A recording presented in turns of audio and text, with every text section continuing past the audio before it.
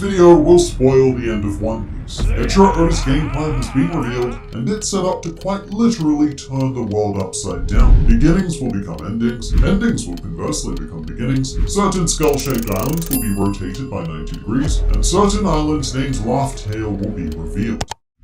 Except we've already seen it. The first words in the series, which were Roger's last words, told us exactly where it was, and the final key to everything lies in the most unlikely of birds. I'm not kidding, the very fact that South birds exist as well as North, East, and West birds has completely given away the game. This is the conclusion that was drawn up by a prominent Japanese One Piece channel called Drop the Pizza. There will be a link to their video in the description, it actually has English subtitles, and it is well worth watching. But if you've not heard this before, I legitimately believe that this is the best One Piece theory, period. And I'm someone who really doesn't like theories. I think a lot of them tend to be far-fetched, tunnel vision guided examinations of hyper-specific yet somehow also hyper-vague factors to form a conclusion that almost never comes to fruition. But this theory is a completely different beast, and it can be summarized in 2 words. Pole shift. Now unfortunately, without the rest of this video, those words are, well, they're meaningless, but those 2 words put in quite a lot of work. They explain how the One Piece world formed, where Laugh Tale is, why Roger was too early, and also why everything on the island was so uncontrollably hilarious. So as you may have guessed by now, a pole shift is an obscure global geographical phenomenon, and if there's anything we know about a certain Eiichiro Oda, it's that he loves the thing it is that I just said. Oda quite commonly inserts both real world and hypothetical phenomena into the world of One Piece, with stuff like the warm eddy that jewelry Bonnie got caught in, the underwater currents on the way to Fisherman Island, the knock upstream, which is just like a super geyser, and in particular, Oda pays very special attention to magnetic forces. These forces have guided us throughout the entire series through log poses and eternal poses, because magnets are of the utmost importance, usually. And there is one massive phenomena that Eiichiro Oda has yet to take advantage of. One that would, quite literally, change the world, and that is the pole shift. This concept isn't new or even fictional. In fact, over the course of Earth's history, a magnetic pole shift has occurred on at least 183 occasions, which effectively swaps the North and South poles, resulting in all sorts of crazy effects. That's not exactly what Drop the Pizza are proposing though. In fact, what they're suggesting is significantly more drastic and nigh on apocalyptic. Their pole shift would see the axis of the One Piece planet shift by a full 90 degrees, which would also completely reshape the world as we know it. And also, they suggest that a pole shift occurred during the Void Century, which is how we've ended up with the insane world we have today, which at first I thought was a very radical and perhaps a bit too out there kind of idea, but this theory, it ain't messing around. What seemed to me like an obscure phenomena is actually quite commonly explored in sci-fi series and also anime in particular, such as Neon Genesis Evangelion, where Second Impact shifted Earth's axis, but more importantly in Hayao Miyazaki's Future Boy Conan, a 1978 television series that takes place in a post-apocalyptic world where magnetic weapons have literally torn continents apart, resulting in a pole shift effect. Hayao Miyazaki is important because Eiichiro Oda cites him as a big influence across his career. In One Piece Grand Blue Data File, Oda names Miyazaki as one of his favorite directors, alongside Quentin Tarantino, Tim Burton, and surprisingly, Baz Luhrmann. So I guess Eiichiro Oda is a pretty big Moulin Rouge fan. With Miyazaki in particular, his work has been referenced all throughout One Piece. However, Oda has yet to take advantage of Miyazaki's most relevant to the One Piece world idea. And at this point, you might be going, look, it's just a wacky story about comic book pirates, bruh. It ain't that deep. Well, actually, it is that deep, which I say purposely to foreshadow a future part of this video. In One Piece Magazine Volume 9, a sketch of the world map was published, a sketch which was only drawn after the Straw Hats reached Logtown, in preparation to take the story into the wider world, which I want to linger on for a second because this was a big breakthrough moment, because we have never received an official map of the One Piece world. I mean, outside of stuff like this, which marks the vague shape of the world in a kind of helpful but still completely devoid of any useful detail kind of way, but every actual map we have with locations and such is fan-made, with the exception of this East Blue map drawn for the Logtown novel. But it's hard to know how canonically we should be taking that. Although I will note that in the Calm Belt there is apparently someone drowning and making the peace sign, which is quite an optimistic way to die, and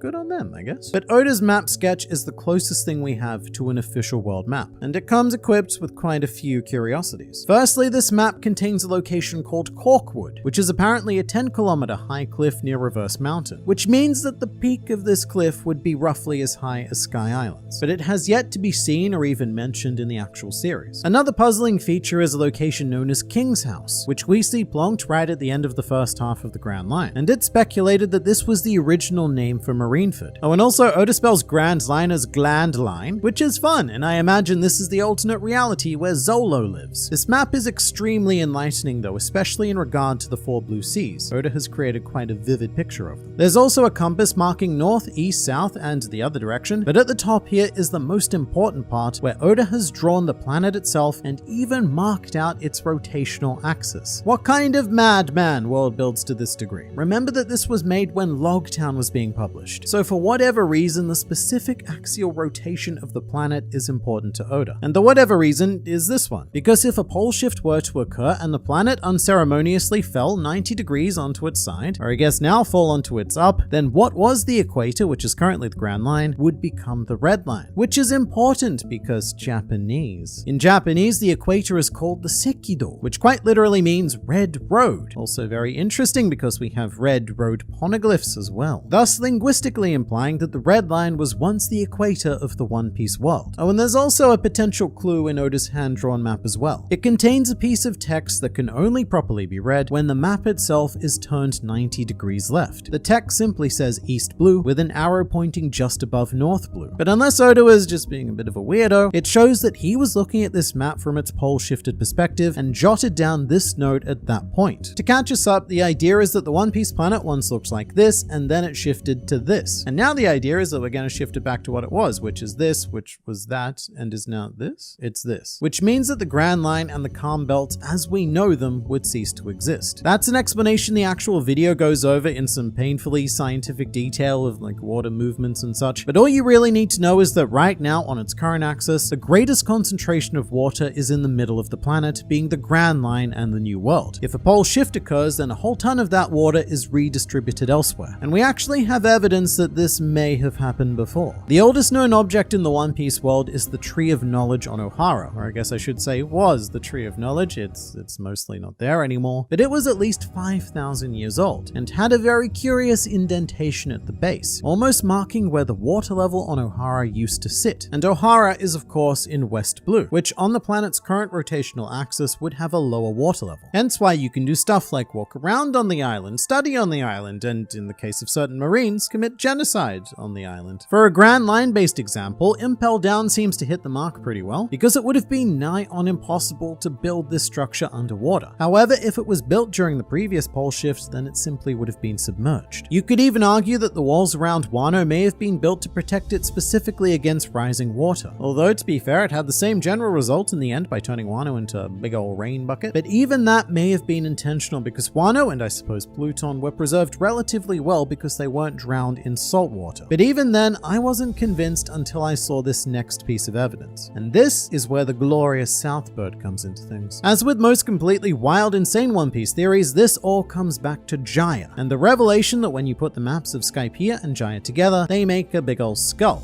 But did you see it? Did you see the thing that happened here? Because this blew my absolutely tiny mind brain. The skull is only upright when the maps of both Jaya and Skypiea are rotated left by 90 degrees. If this was still one island in our current climate, the skull would be on its side. However, fictional evidence suggests that the correct orientation of the skull is upright. On Jaya, there is a location called South Grave, a forest where we find all of the delightsome south birds. However, South Grave on the Jaya map is actually east, and it only becomes south when you put the Skull Island together again and rotate it left by 90 degrees. And it's not just named south because that's where we find south birds. This forest is actually home to north, south, east, and west birds, all of which are tuned to the current directional system because they're subject to magnetic forces. Now, I will say that a phenomena like this cannot occur suddenly, because if it did, then it would rip the world apart, and that's just not very nice. But something like this could happen gradually over time, which is what gradually means. And Drop the Pizza made an intriguing point about how the planetary rotation of the One Piece world seems to be very slow.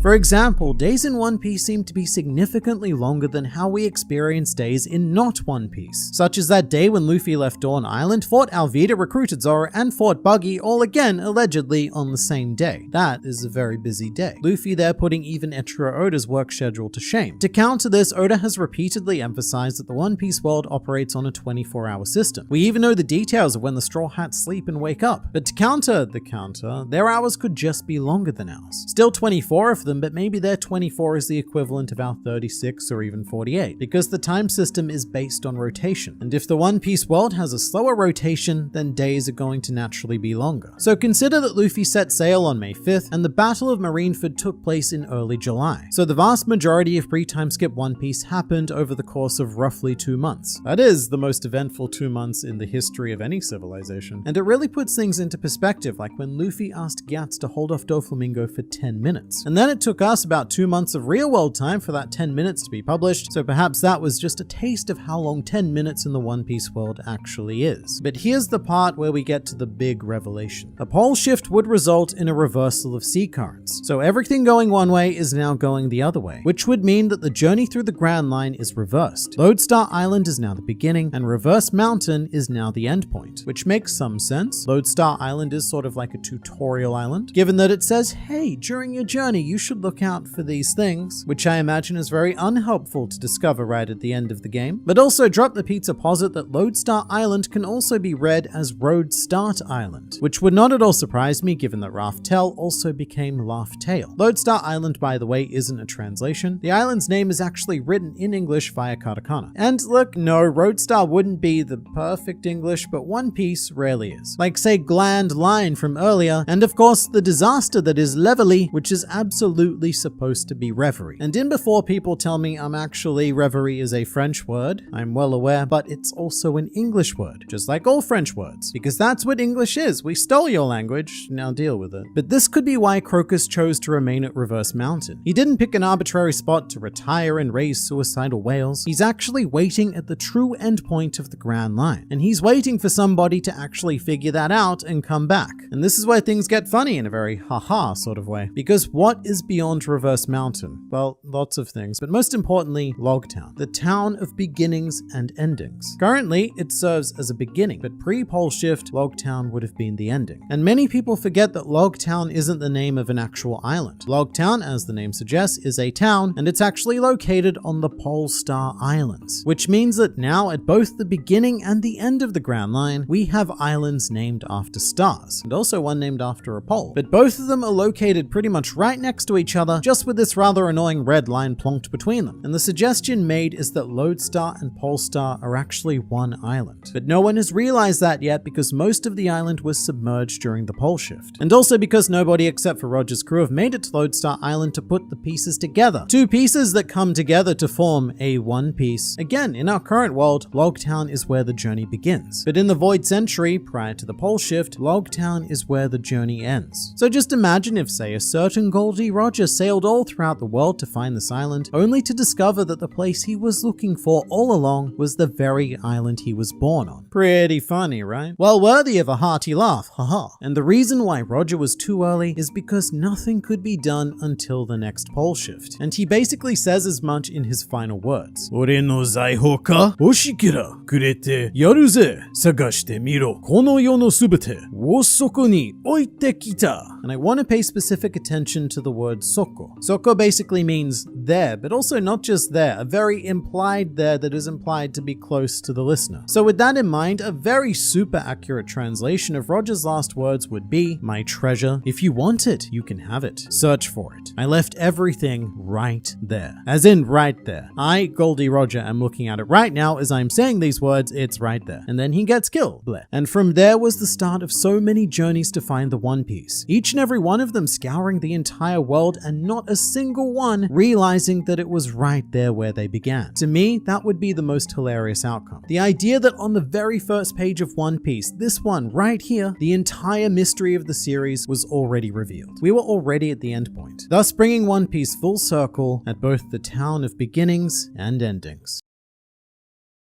Usopp has never told a lie in One Piece. In fact, he may very well be the worst liar in the entire series, because each and everything that comes out of his mouth ends up being true, thus leading to the prophetic nickname of Nostradamus. So if you're not aware, there is a trend in One Piece where all of Usopp's lies do eventually come true, to the point where by chapter 40, Usopp has effectively spoiled a massive chunk of the series. And he may very well have already spoiled the ending of One Piece with the very few handful of lies that have yet to come true. But let's kick things off with the original lie. The pirates are coming. Usopp's character very much incorporates the boy who cried wolf, just in reverse, because almost nobody believes what Usopp says when he says it. However, that rarely stops his statements from being true, such as when Captain Kuro did eventually attack Syrup Village to fulfill the Usoppian warning that pirates were going to attack. This should have been the moment where people started to pay attention to Usopp's words. However, fair enough, this was just one case. And even a brutally dismembered Usopp's nose stuck onto a broken clock will be right at least twice a day. But luckily for us, we need to look no further than Syrup Village to discover that this is no accident. Usopp told a wide variety of lies to Kaya, all of which have come to fruition, such as when he claimed, "I fought a giant goldfish that lived in the South Seas, and you should have seen the size of its poop. It was so big that I thought it was an island and moored my ship to it." And this very goldfish would appear at the end of Little Garden, named the Island Eater. So it quite literally eats and excretes islands. Islands almost certainly large enough to moor a ship to. Most people know about that one. That one's very common. However, a lesser known fact is that there is a part 2 to this lie, a sequel, a lie sequel. Because Usopp goes on to say that he chopped the giant goldfish up, which was actually done by Dory and Broggy, and then he took it to a land of little people, which Usopp did eventually visit in the form of the Tontada tribe on Dressrosa. But this is where things get a bit wild. Because according to the Tontada, the fighting fish of Dressrosa are actually relatives of the giant goldfish that Usopp encountered at Little Garden. This was revealed in chapter 713, by the way, titled Usoland, where Usopp told 2 further lies that contain massive spoilers for the end of One Piece. But we'll get to those in a bit because we are far from done with Kaya. At one stage, Usopp claims that he was searching Kaya's estate to catch a giant mole creature, one which Usopp would go on to find, albeit on Alabasta, not quite Syrup Village, so a bit wrong there, but he found it in the form of Miss Merry Christmas. Although at one point, we could more accurately say that the mole caught Usopp. Nostradamus also told many prophecies to his crew, including the existence of Cerberus. Then cut to Thriller Bark, and Usopp's group is the first to encounter a real-life Cerberus. When I say real life, I mean real-life fictional pirate Cerberus. But later on, the rest of the Straw Hats actually caught Cerberus, which fulfilled the Usopp prophecy, because he and the Usopp pirates were trying to catch Cerberus on Syrup Village. And also, Luffy wanted to eat Cerberus, but that's a different matter entirely. Meanwhile, another mythical creature Usopp conjured into existence was a dragon, depicted here as a funky lizard, but depicted in chapter 655 as a legit massive big F-off dragon. And again, it was Usopp's group that first encountered the dragon, which has a name, by the way. This is Dragon number 13. It's not a particularly creative name, but it and its at least 12 other associates were brought into existence by Vegapunk, or I guess one of the Vegapunks at least. And again, Luffy wanted to eat it, except this time they did. Zoro sliced it up and then they cooked the dragon, thus starting a very bizarre sub-trend of not only Usopp's lies coming true, but Luffy then wanting to eat Usopp's truths. But next up, we have a bit of a contentious lie, because according to the Viz translation, Usopp yells at his crew to run away from the quote, hideous fruit-selling freak. However, this was back in the early days, and I mean the very early days of the Viz translation, which had a bit of a tendency to be extremely inaccurate and take a lot of liberties. It was so bad that current Viz translator Stephen Paul even did his own fan translations of the early volumes, which reveals a shockingly important piece of Usopp lore, because instead of hideous fruit-selling freak, Usopp more accurately said, run! It's an alien from the vegetable stand planet. Very important, because this has since gone on to come true. Aliens were very blatantly discovered during NL's cover story, where we encountered the Space Pirates, a group of extremely eccentric designs even by One Piece world standards. But also it's heavily implied that the Sky People are all aliens that colonize the One Piece planet after fleeing from their ancestral homes on the moon. In which case, not only do aliens exist thanks to Usopp, but he has actually met them himself. Towards the end of Syrup Village, Usopp proclaims that he is going out to sea alone, a thought which would come to fruition during Water 7 when Usopp left the crew. He also inherited the Going Merry, making Usopp the default captain. So in a way, the captain line briefly came true as well. But at this point, it's almost like Usopp has this ability to bend reality by sheer belief and willpower, perhaps a fourth brand of haki. But a great example of this occurs in chapter 42, where Usopp makes the empty claim that he is an expert sniper after very luckily hitting a rock with a cannonball. But then again, you look at him now and he is easily one of the greatest snipers in the world. Pre-time skip, Usopp's abilities develop so much that he hits Spandam from more than a mile away to save Robin, and post-time skip, Usopp has unlocked observation haki, which has only made him more potent. Not to mention that he conjured the whole persona of Sogeking, which literally means Sniper King, a figure that the world now believes actually exists due to the widespread bounty. In fact, when the fake Straw Hats got together, Malblutane was not impersonating Usopp. Instead, he was pretending to be Sogeking, just like Usopp was. But next up, we have another contentious one though, because everyone knows about Usopp's claim that he has 8,000 followers. He's made this claim on multiple occasions, the most memorable of which to me was during Arlong Park, where he said, "They call me Usopp the Demon King, and kings tremble at the name. Flee now and live. I have 8,000 followers behind me." And this did potentially come true on Dressrosa. The amount of toys that Sugar created were never fully quantified, but it was said to be in the thousands. And so Usopp may very well have already fulfilled this. And he certainly made a king tremble, as the then king of Dressrosa, Doflamingo, even issued Usopp with the only 5-star bounty on the island. And as for the Demon King claim, look, Usopp did one better and is now known as a god. So I would say that he's very good at conjuring his own life goals. Such as when Usopp tried to spread a rumor that Luffy's 30 million berry bounty was actually for him, because Usopp was caught in the bottom left-hand corner of the photo, a gag which would go on to be replicated by Beppo in Trafalgar Law's bounty. Bad choice of words by me though, because this was no gag. After any slobby, a bounty of exactly 30 million berries was issued for Sogeking, which rumor has it is actually Usopp in disguise. So Usopp not only predicted his bounty, but he also predicted that it would be masked by someone else. But for a prediction I wish became something else, in chapter 133, Usopp and Luffy created 2 giant snow monsters, figures that would disappointingly come into reality in the form of the Yeti Cool Brothers on Punk Hazard. Look, there are some One Piece characters that get unreasonable hate, like say Gecko Moria. Even I unreasonably dislike Gecko Moria. I recognize it's unreasonable. But the Yeti Cool Brothers are arguably the most disappointing and unnecessary characters to have ever existed in One Piece. But even then, I don't blame Oda for that. I blame Usopp because he is the one who told their truth in the first place. Because as powerful as he is, Usopp is often unaware of the consequences of his own words. Despite that, he is, however, incredibly clever, arguably even the smartest Straw Hat. Like that time when he simultaneously managed to wake up Luffy, Zoro, and Sanji by lying about there being a beautiful female sword master with meat. But now Usopp did a lot more than just wake the crew, because in chapter 720, Rebecca, a beautiful female sword master, offered meat to Luffy, making this yet another case where Luffy either wanted to or did flat out actually eat one of Usopp's lie truths. And also, I just want to linger on this for a second because I don't think anyone appreciates this the first time they read it. I certainly didn't. Luffy asks Rebecca why she isn't eating, and she claims that she doesn't get hungry, to which Luffy responds, "Huh, like a samurai then," which is something that he learned from Kinemon and Momonosuke on Punk Hazard, but also something that would go on to be the driving force for Luffy to beat Kaido on Wano, to ensure that starvation in particular would never be an issue on that island again. So it's just interesting to see what Luffy takes note of, and that whole samurai not eating thing had a big impact on him. Not as big of an impact as Usopp has on this story though, and in chapter 713, Usopp does something very, very naughty when he states that his conqueror's haki is capable of knocking out 50,000 people with a single burst, essentially taking credit for what Luffy did on Fishman Island, but also setting the table for a future dinner where Usopp would serve none other than delicious Conqueror's haki. In chapter 1024, Usopp takes credit for the burst of Conqueror's haki, knocking out the enemies around him, and people actually believe this, thus bringing his lie at least halfway true. Look, here's the thing though. Usopp getting Conqueror's haki is a natural conclusion for One Piece. It seems ridiculous, but consider that some people are born to be kings and have the will to rule. And then consider that Usopp is a man who calls himself a literal sniper king, also a demon king, and someone who relentlessly claims to be the captain, in addition to now being worshipped as a god. Some people are born to be kings, and it would appear that Usopp is one of them. But to be fair, this lie has yet to fully come true, along with a handful of others. And just as a warning, these lies I'm about to say that have yet to come true may legitimately spoil One Piece. I am 100% serious. Because Usopp has spent his entire entire fictional pirate career spoiling One Piece, and one event that has yet to happen was when Usopp claims that he could defeat 10 of the giant shadows seen on Jaya. In regards to this, there was a fun thought that Usopp would somehow be responsible for defeating all 10 numbers on Onigashima, but that didn't happen, so it's something to look forward to in the future. As is the general lie of Soga King and the existence of Sniper Island. And one of my personal favorite ideas is that there is an actual Sniper Island in the New World with a legitimate Sniper King. And when Luffy meets him, he's going to say, "Soga King, bruh, thanks so much for saving Robin that one time." And Sniper King will just go,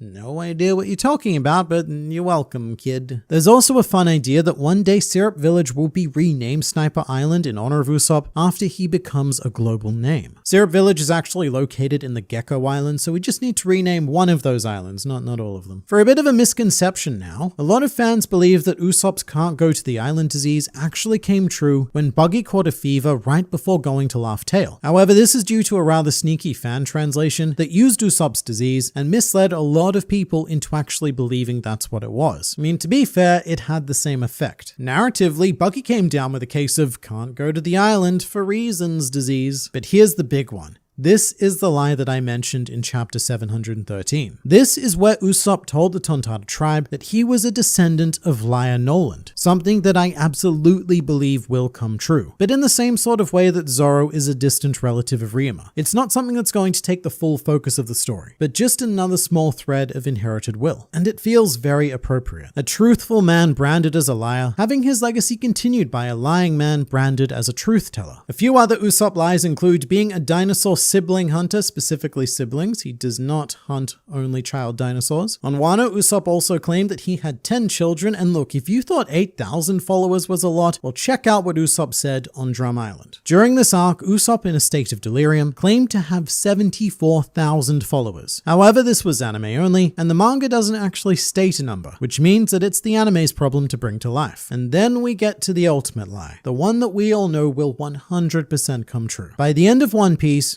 Usopp will become a brave warrior of the sea, perhaps even one of history's most memorable names. I mean, as it is, Usopp already has 2 statues dedicated to him in this world, and I do think that the name Usopp will one day be uttered on the same level as figures like Roger, Whitebeard, and of course, future Pirate King, Monkey D. Luffy.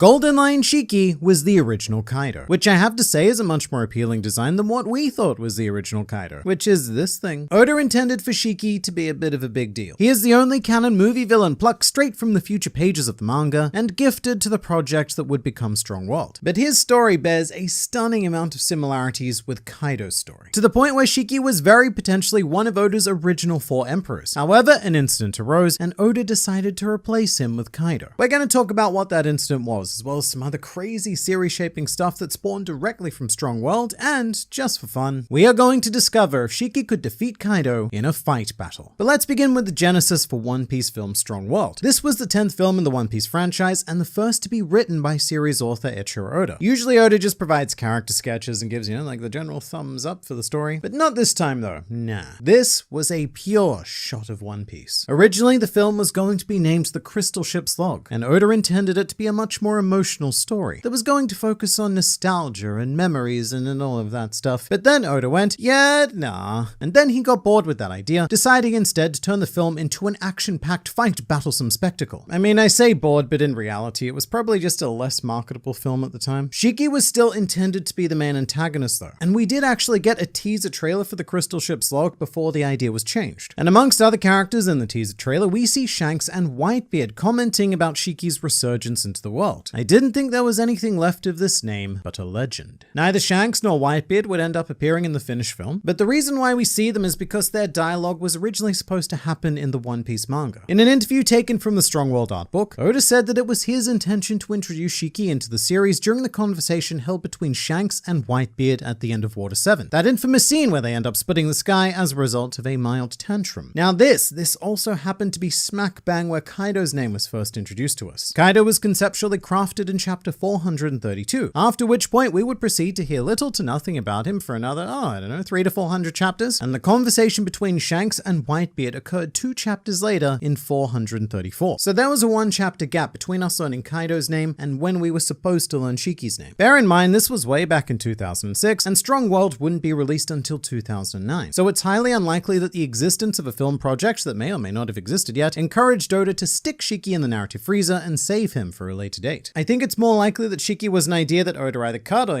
just shoved into the background before the film existed. I think that Shiki was going to be set up as a main antagonist with his own canon arc, and knowing his lineage now, potentially serve as one of the 4 emperors in Kaido's place. Okay, so that's a big leap. Why do I say Kaido instead of Big Mom, or in fact at all? In fact, why am I even talking right now, and why are you listening? Well, firstly, reasons, and secondly, because you need something to do while you're commuting. My main reasoning for equating Shiki with Kaido is because Strong World, in essence, is a condensed Wano, and Shiki is a prototype Kaido. Now, please join me on a journey of parallels. Both characters were notorious members of the Rocks Pirates. Both share a heavily Japanese aesthetic, with Shiki's attire and decor suggesting that he was either a Wano native or a Wano colonizer. Both Shiki and Kaido's master plan was to build an army of beasts. Shiki chose the more traditional route of crafting giant tigers and things, whilst Kaido went a bit more experimental and wacky with the smile fruits. Both Rocks alumni feature a science-based second in command, be it a cyborg chonkosaur or a fart clown. Both villains were beaten by Luffy with a god-based attack from the sky, and are also the only 2 antagonists that have had to face attacks from Luffy incorporating lightning. Shiki was beaten by a Gomu Gomu no Giganto Thor, whilst against Kaido he channeled his inner Zeus to throw lightning at a fish. Here's a crazy one though. Both Shiki and Kaido had to wait 20 years to enact their plans. And speaking of plans, both of them had the same general goal of, let's destroy some stuff, like a lot of stuff. Both villains make giant islands float, and Luffy needs the help of a flying friend to ultimately defeat them. That would be Momonosuke against Kaido, and the true shogun of Wano, Billy, the Electro Duck versus Shiki. Both of them also subjugated populations, but to be fair, almost every villain does that. It's pretty much the first box you tick off on the list right after kill someone's mentor and become a depressed alcoholic. Also, both villains were beaten after the Straw Hats conducted a successful raid on their base at night under a full moon. So that's it, but that's a lot of stuff. Now, to be fair, there are a ton of differences as well. And I personally hate using parallels as evidence for any argument in a series this big, but all I'm saying is that if we were on Mori or a similar piece of trash programming, then Kaido's results would be back, and yes, Shiki is the father. Now, weirdly enough, this isn't even the strangest conspiracy theory that spawned from Strong World and Shiki's generally canonically vague existence. And there was a period in the history of the One Piece fandom that it was popularly thought that Big Mom and Kaido were going to form an alliance with Shiki and may even have originally been part of his crew. And to even begin to explain this, it needs to be mentioned that when Strong World was announced, there was no indication on whether it would be canon or not. Obviously, in this day and age, we just know that whether Oda is involved or not, it's going to be its own thing. But back in 2009, as a film written by Oda, it looked like it could be an official part of One Piece, which was in stark opposition to the previous film episode of Chopper Plus, where we took something that was canon and deliberately messed around with it to make it not canon. It was such a strange idea. Like, let's go to Drum Island, let's do that again, except this time Frankie's there and Luffy can use Gear Second. Oh, and also, let's not forget the best idea in the world. Who's everyone's favorite One Piece villain? That's right, it's Wapol. So let's give him an older brother named Mashul. Everyone's gonna go mad for Mashul. He's like Katakuri levels of cool before Katakuri even existed. In fact, Mashul's existence completely nullifies any need for any Katakuri, because just like hooking up 2 air conditioners on a single 240-volt outlet, there is only so much cool that we can handle. That is exactly what was going through the producers' minds with the episode of Chopper. And before you ask, why yes, I did actually pay one of my artists to draw this image of Mashul. Look, mistakes were made. So please do watch the ads on this video to help me pay my crippling Mashul bill. But the point is that juxtaposed against Movie 9, Strong World had a very strong feeling of canon attached. And what infinitely assisted that impression was actually the release of Chapter 0. This is where a lot of the fanbase gets confused when it comes to Shiki. But basically, everything in Chapter 0, 100% canon. Everything in the Strong World film, 100% not canon. But Chapter 0 featured the Battle of Ed War, where Shiki was able to corner the Pirate King, which included these 3 oddly detailed designs of Shiki's crew members, and potentially even his equivalent of commanders. And for what seems like an awfully long time, it was a very popular idea to suggest that on the left was Big Mom, and the figure we see on the right was Kaido. Bearing in mind that at this point in the series, the only image we had ever seen of Big Mom and Kaido were Garp silhouettes, and especially in the case of Kaido, this dude guy, well, he looked shockingly similar. I know, it sounds stupid, and it is stupid, but this is a good way to think of the ultimate destiny of all One Piece theories. Back in the day, this seemed very plausible. So any fan theories that you're currently invested in right now, 99% of them are going to be remembered every bit as ridiculously as this idea. But with all of that in mind, I now need to ask, would Shiki have been a better villain than Kaido? And the answer is not as simple as you might think. Strong World needs a good rinse cycle followed by a tumble dry because it did Shiki very, very dirty on all fronts. We can't really use the film in any way to gauge what Shiki would have been like in the manga, but what we can use to gauge what Shiki would have been like in the manga is what he was like in the manga. Chapter 0 paints Shiki as one of the most insane global powerhouses to have ever existed. He was known as an equal of Roger, and this Lionman was on the verge of toppling the future Pirate King during the Battle of Ed War. He commanded a fleet of 51 divisions and may even have been the largest pirate force of his time. Were it not for vaguely defined fate, Roger would have died. I mean, he did die, but like sooner. But even after this, Shiki pulled a Whitebeard and invaded Marineford. Except unlike Edward Newgate, Shiki did it on his own as a one-man army. And after this moment, it is official that the only person in the series who has more balls than Shiki is Captain Very Good. And that's only because he is quite literally balls. It took both Garp and Sengoku in their prime to stop him. And even then, Shiki still managed to destroy half of Marineford in the process. If he was still alive today, and as far as we know he is, he'd be a figure more along the lines of someone like Silver's Ray Lee, and not at all the feeble old man beaten by pre-time skip Luffy in Strong World. In reality, Luffy versus Shiki would have gone down something like this. You're a bad man, Shiki. That's a factually accurate statement, Straw Hat, but what are you gonna do about it? Hit me with your haki? Wait, what's haki? Exactly. And then Luffy dies, and One Piece is renamed The Grand Adventures of Shiki the Wonder Lion. Shiki is not to be underestimated, and in his prime, I think he could have brought down Kaido. Remember that Shiki and Kaido have quite an age gap, so back in the good old days, Shiki would have been an accomplished global veteran, whilst Kaido was still very much a rookie who was quite well known for losing in the art of battle punching. If the two of them were to fight 20 years ago, I think Shiki probably comes out on top. Although if we change that to modern day, then Kaido takes an easy dub and sticks it right in Shiki's head, much like a steering wheel. But when comparing the two, I also find myself much more invested in Shiki's backstory. Funnily enough, if someone was to read One Piece as chronologically presented, then they would start with Chapter 0 and probably get the impression that Shiki was the main character, because Shiki got a whole 23 chapter dedicated to his history, his motivation, and his dreams for the future. Granted, it was a brief history of Shiki. However, Kaido's history was even briefer because it can essentially be summed up by a McDonald's drink menu. He was small, medium, and large. And then he died, probably.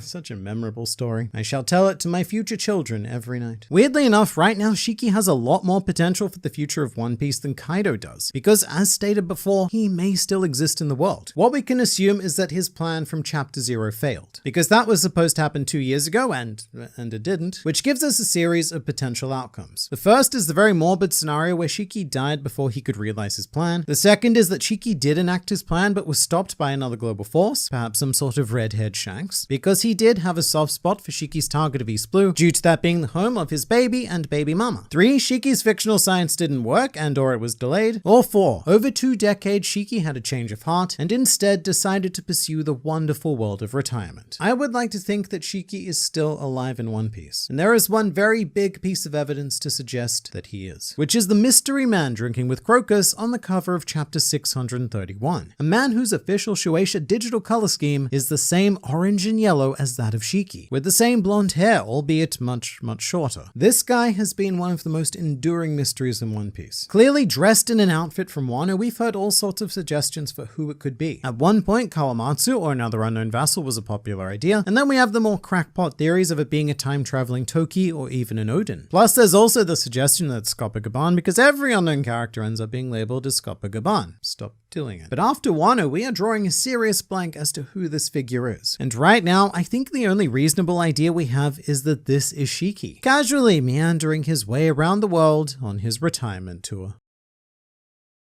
There are 4 big mysteries behind the God Valley incident. Who are you? What are you doing here? What happened to the everything? And finally, you're here. Why is that? Well, we actually know why is that. What we don't know is who created the why. Gloriosa, just as every Amazon Lily Empress we know of, was struck down with a fatal love sickness and so left her position to pursue love. And also not to die. She did it to not die. This sickness is not a joke, although it is usually used for jokes. And there are a total of 7 eligible bachelors that could have stolen this previously young maiden's heart, and we're going to figure out who it was using fictional facts and fictional logic, because you can actually put quite a bit of this story together. And what I will say right now is that it's not the obvious one. The one you're thinking of, no. not them. For some context, Gloriosa first appears in One Piece under the guise of Elder Nyan during a mushroom-related incident to inform Sweet Pea that she was essentially jerking Luffy off. But the true intrigue begins when Gloriosa recognizes the sudden illness inflicted on Boa Hancock. This virus strikes out of nowhere. I'm afraid it's fatal. The previous Empress died of this illness, as did the Empress before her. The truth is, I was afflicted by it as well, but I survived by fleeing this land. The illness that afflicts the Snake Princess is love sickness. The previous Empress died, yearning for love. This love sickness, by the way, is probably the historical reasoning behind not allowing men on Amazon Lily. It's more of a necessity rather than a prejudice. It's because at any given time, a Kuja tribe member could become fatally love-struck. And over the 5 generations of Kuja Empresses we know of, Gloriosa states that 2 of them did quite literally die of this illness. Gloriosa herself survived by leaving. After her came Shiki, who is the only Empress who hasn't outright been stated to be afflicted. However, if she was, and it would make a lot of sense that she fell for Rayleigh, and the 2 of them did have somewhat of a happy ending. And finally, we have Boa Hancock, who was struck and survived by leaving with Luffy. There's a clear pattern here. Oh, and just one more tiny, incredibly important massive detail. Gloriosa leaving Amazon Lily was a pretty big deal. Boa Hancock has on multiple occasions called her a traitor. So Gloriosa didn't just go out to pursue any old lover. Her actions betrayed Amazon Lily. Shiki isn't called a traitor, neither is Hancock, and they both did the same thing. So Gloriosa's love must have been particularly taboo. And it's implied that she was in a form of exile from the nation until she brought the Boa sisters back home. And it was the now deceased Empress prior to Boa Hancock who granted Gloriosa a pardon. Whoever she fell in love with, it was a problem far beyond the fact that it was a man, and also beyond the fact that Gloriosa left her post. Keep that in mind as we now join our 7 allegedly handsome bachelors on stage, beginning with contestant number 1, Whitebeard. This is the obvious first place to look, because in chapter 1096, Gloriosa and Stussy had a bit of banter happening, with Stussy expressing keen interest in Whitebeard as she always has, and perhaps indicating a love triangle dynamic. Gloriosa says, "Don't be so pathetic, Stussy," and Stussy snaps back with, "Same to you, Gloriosa." So they've definitely got quite the contentious relationship happening. For whatever reason, they don't like each other, although it would be a very unbalanced love triangle, because Whitebeard doesn't really seem to show any feeling towards either of them. He very much seems to tolerate Stussy on his back, so it's an isosceles love triangle, with 2 sides of it being far greater than the third. But Whitebeard and Gloriosa,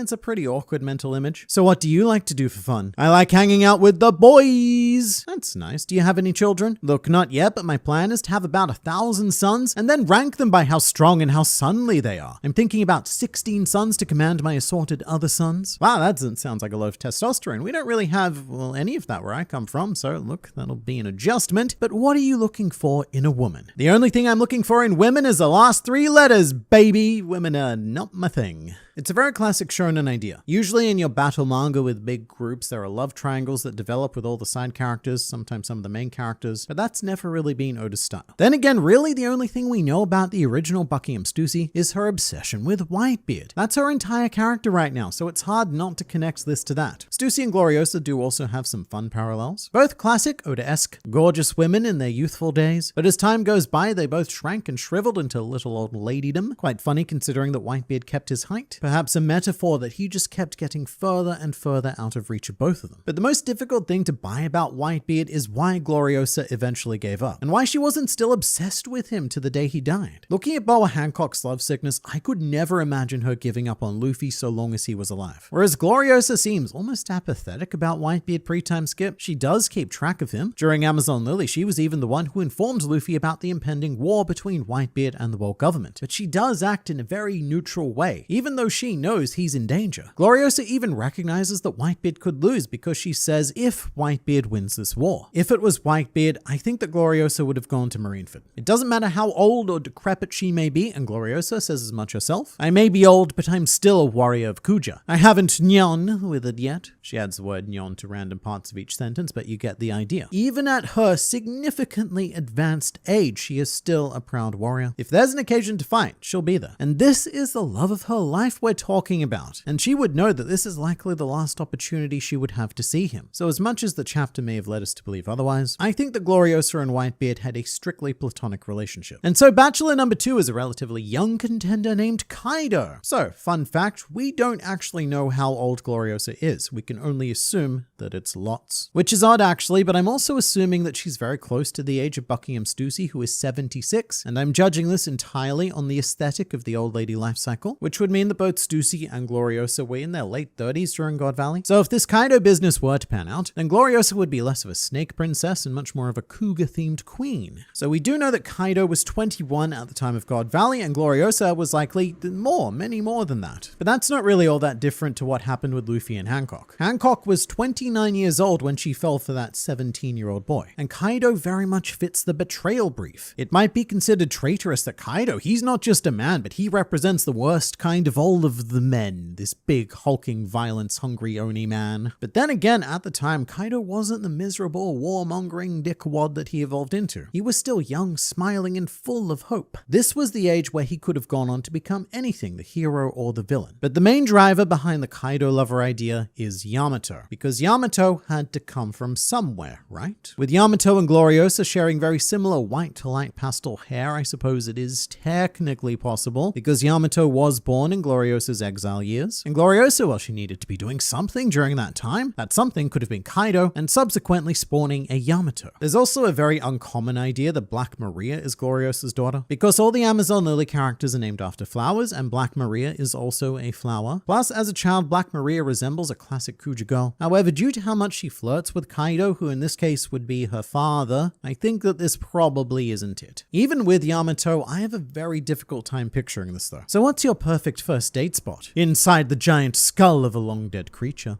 That certainly does sound romantic in a way. So what makes you laugh? The suffering of others. I'm actually working on this idea, right? It's like a devil fruit, but it doesn't give you any powers. It just forces you to laugh and laugh for the rest of your life. Like I could murder your father right in front of you and all you'd say is lol. Look, if it wasn't for Yamato, I would say that this stood no chance. And even with Yamato, I still think it's incredibly slim that these two characters got together. What if we aren't looking for a pirate though? Our next bachelor is Monkey D. Garp, because there's just something about that monkey man Riz, you know? Alright, here's the logic. Pursuing Garp would have been very tricky. He's a marine and the Kuja are pirates. Amazon Lily are also completely unaffiliated with the world government at this stage. They only needed to form an alliance with the world government once they found a way to travel through the Calm Belt. So Gloriosa develops a cunning plan. In an effort to get Monkey D. Garp's attention, Gloriosa joined the most infamous pirate crew she could find, so that Garp would have to come after her. Work smarter, not harder. Oops, I've committed a crime. I hope there aren't any big, strong Marines watching, and I certainly wouldn't want them to pursue me because I'm planning on doing more crimes until someone stops me. But also, this doesn't put Amazon Lily at risk. Gloriosa is now a rogue agent because she wants that sweet, sweet monkey heat focused on her and her alone. So what are your best qualities? Well, I'm good at punching things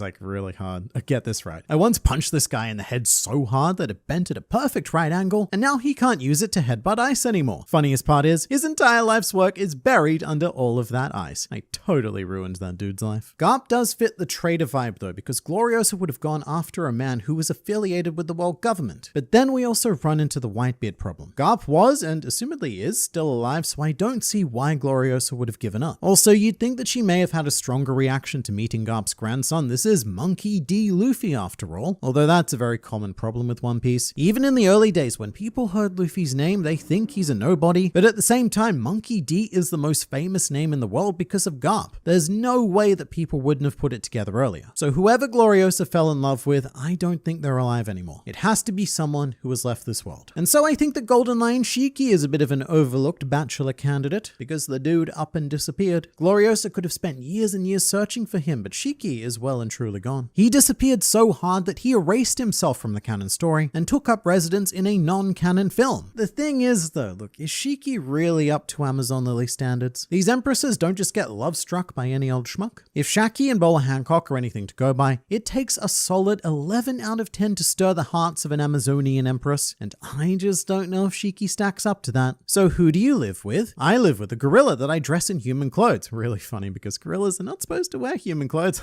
Classic me. I also live with a clown doctor, or a doctor clown, not really sure, but he farts a lot. Wow. Yeah. That's excellent. excellent. So if you could change one mistake from your past, what would it be? I probably wouldn't have cut off both of my legs and replaced them with swords. There was probably a better solution. I just couldn't think of it at the time. It's not Shiki. But could it be bachelor number the next one? Zeff. So I know what you're thinking, right? Zeff, he's not dead. Fair, but Gloriosa doesn't know that. As far as the world is concerned, Red Leg Zeff died in a shipwreck. But there's a saying from the East, love is always a hurricane. A saying that only 4 people have ever been heard saying in the series. Boa Hancock, Gloriosa, and 2 Sanjis. One of said Sanjis was a dog penguin. So this quote is most strongly associated with Sanji. It was first used in chapter 76, and on Thriller Bark, Sanji Zombie Unupe says it in different words. The name of that tempest is love. So despite it being a saying from the East, Sanji is really the only one from the East who says the saying. In fact, everyone else from East Blue recognizes these words as distinctly Sanji. When Inupe says it to them, they're all like, oh great, now the dog penguin is saying stupid Sanji stuff, which is a bit odd if it was a very common saying. The idea is that Sanji learned it from Zeff, and Gloriosa also learned it from Zeff because she loved him. Zeff is 67, so he's a bit more age appropriate for Gloriosa, and Zeff spent his entire pirating career searching for the All Blue. So he's looking everywhere, and everywhere includes the Calm Belt. So Zeff finds himself on Amazon Lily. Gloriosa finds herself just a little bit lovesick after Zeff leaves, so she hitches a ride and ends up sailing with Rocks to pursue her dream of one day finding Zeff again. Until, oh no, tragedy. Eventually, Gloriosa receives news that the ship of Red Leg Zeff has been sunk, and her love sickness gradually subsides. And to this very day, she may believe her lover to be dead. There's also an idea that Zeff himself may have been a Rocks Pirates member, which mostly stems from one panel in Chapter 0, where Zeff is reacting to Shiki's escape from Impel Down. Although to me, it implies that they didn't have a personal relationship because Zeff calls Shiki by his epithet. But then again, so does Whitebeard when he actually meets Shiki at the end of the chapter. I guess that's what enemies do in the Rocks Pirates, and they weren't exactly friends, so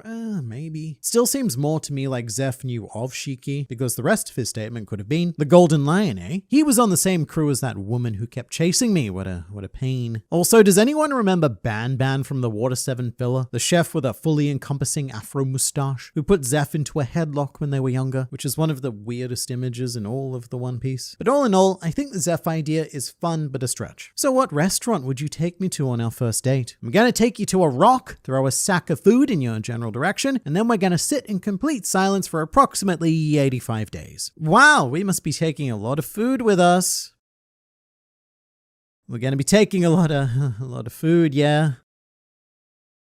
Now to the most eligible bachelor to have ever sailed the assorted seas, it's Goldie Roger. And this is a similar story to Garp. Roger refuses Gloriosa's advances, and so Gloriosa joins his greatest rival to pursue him. And during whatever initial meeting they may have had, Shaki could have also been present, and that's how she got acquainted with Ray Lee. There's something there though, something about the chase, a sort of, I'll prove to Roger that I'm the best possible choice by acquiring his dream before he does. Then he'll have to fall in love with me. And then it's a rather unfortunate situation when Roger does decide to do his equivalent of settling down, and it's with Rouge rather than Gloriosa. So what are you looking for most in a partner? A womb?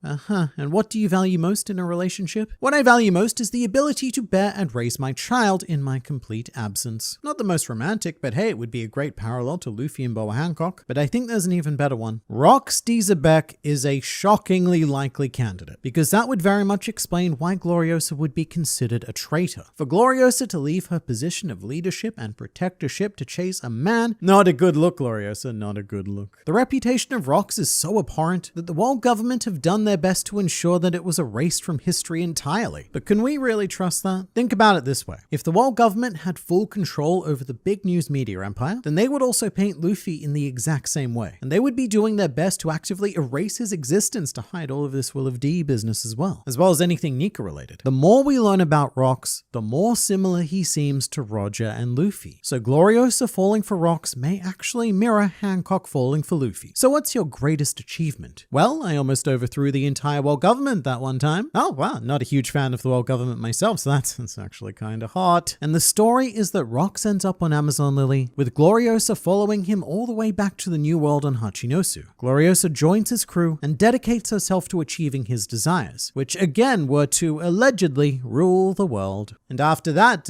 what didn't happen, Gloriosa, due to not doing great things, was left in exile with nothing but the intangible memories of her lover. Is there any chance I could see your face face? Nope, it's silhouette or nothing, baby. Well, honestly, that still makes you better than every other contestant, so you know what? I'm sold. And then Gloriosa and Rox Xebec lived happily ever after, until Rox allegedly died, and then no one was happy for a very long time. But if you want to be happy, then you should subscribe to this channel. It's very satisfying to push the button, so go on, I dare you.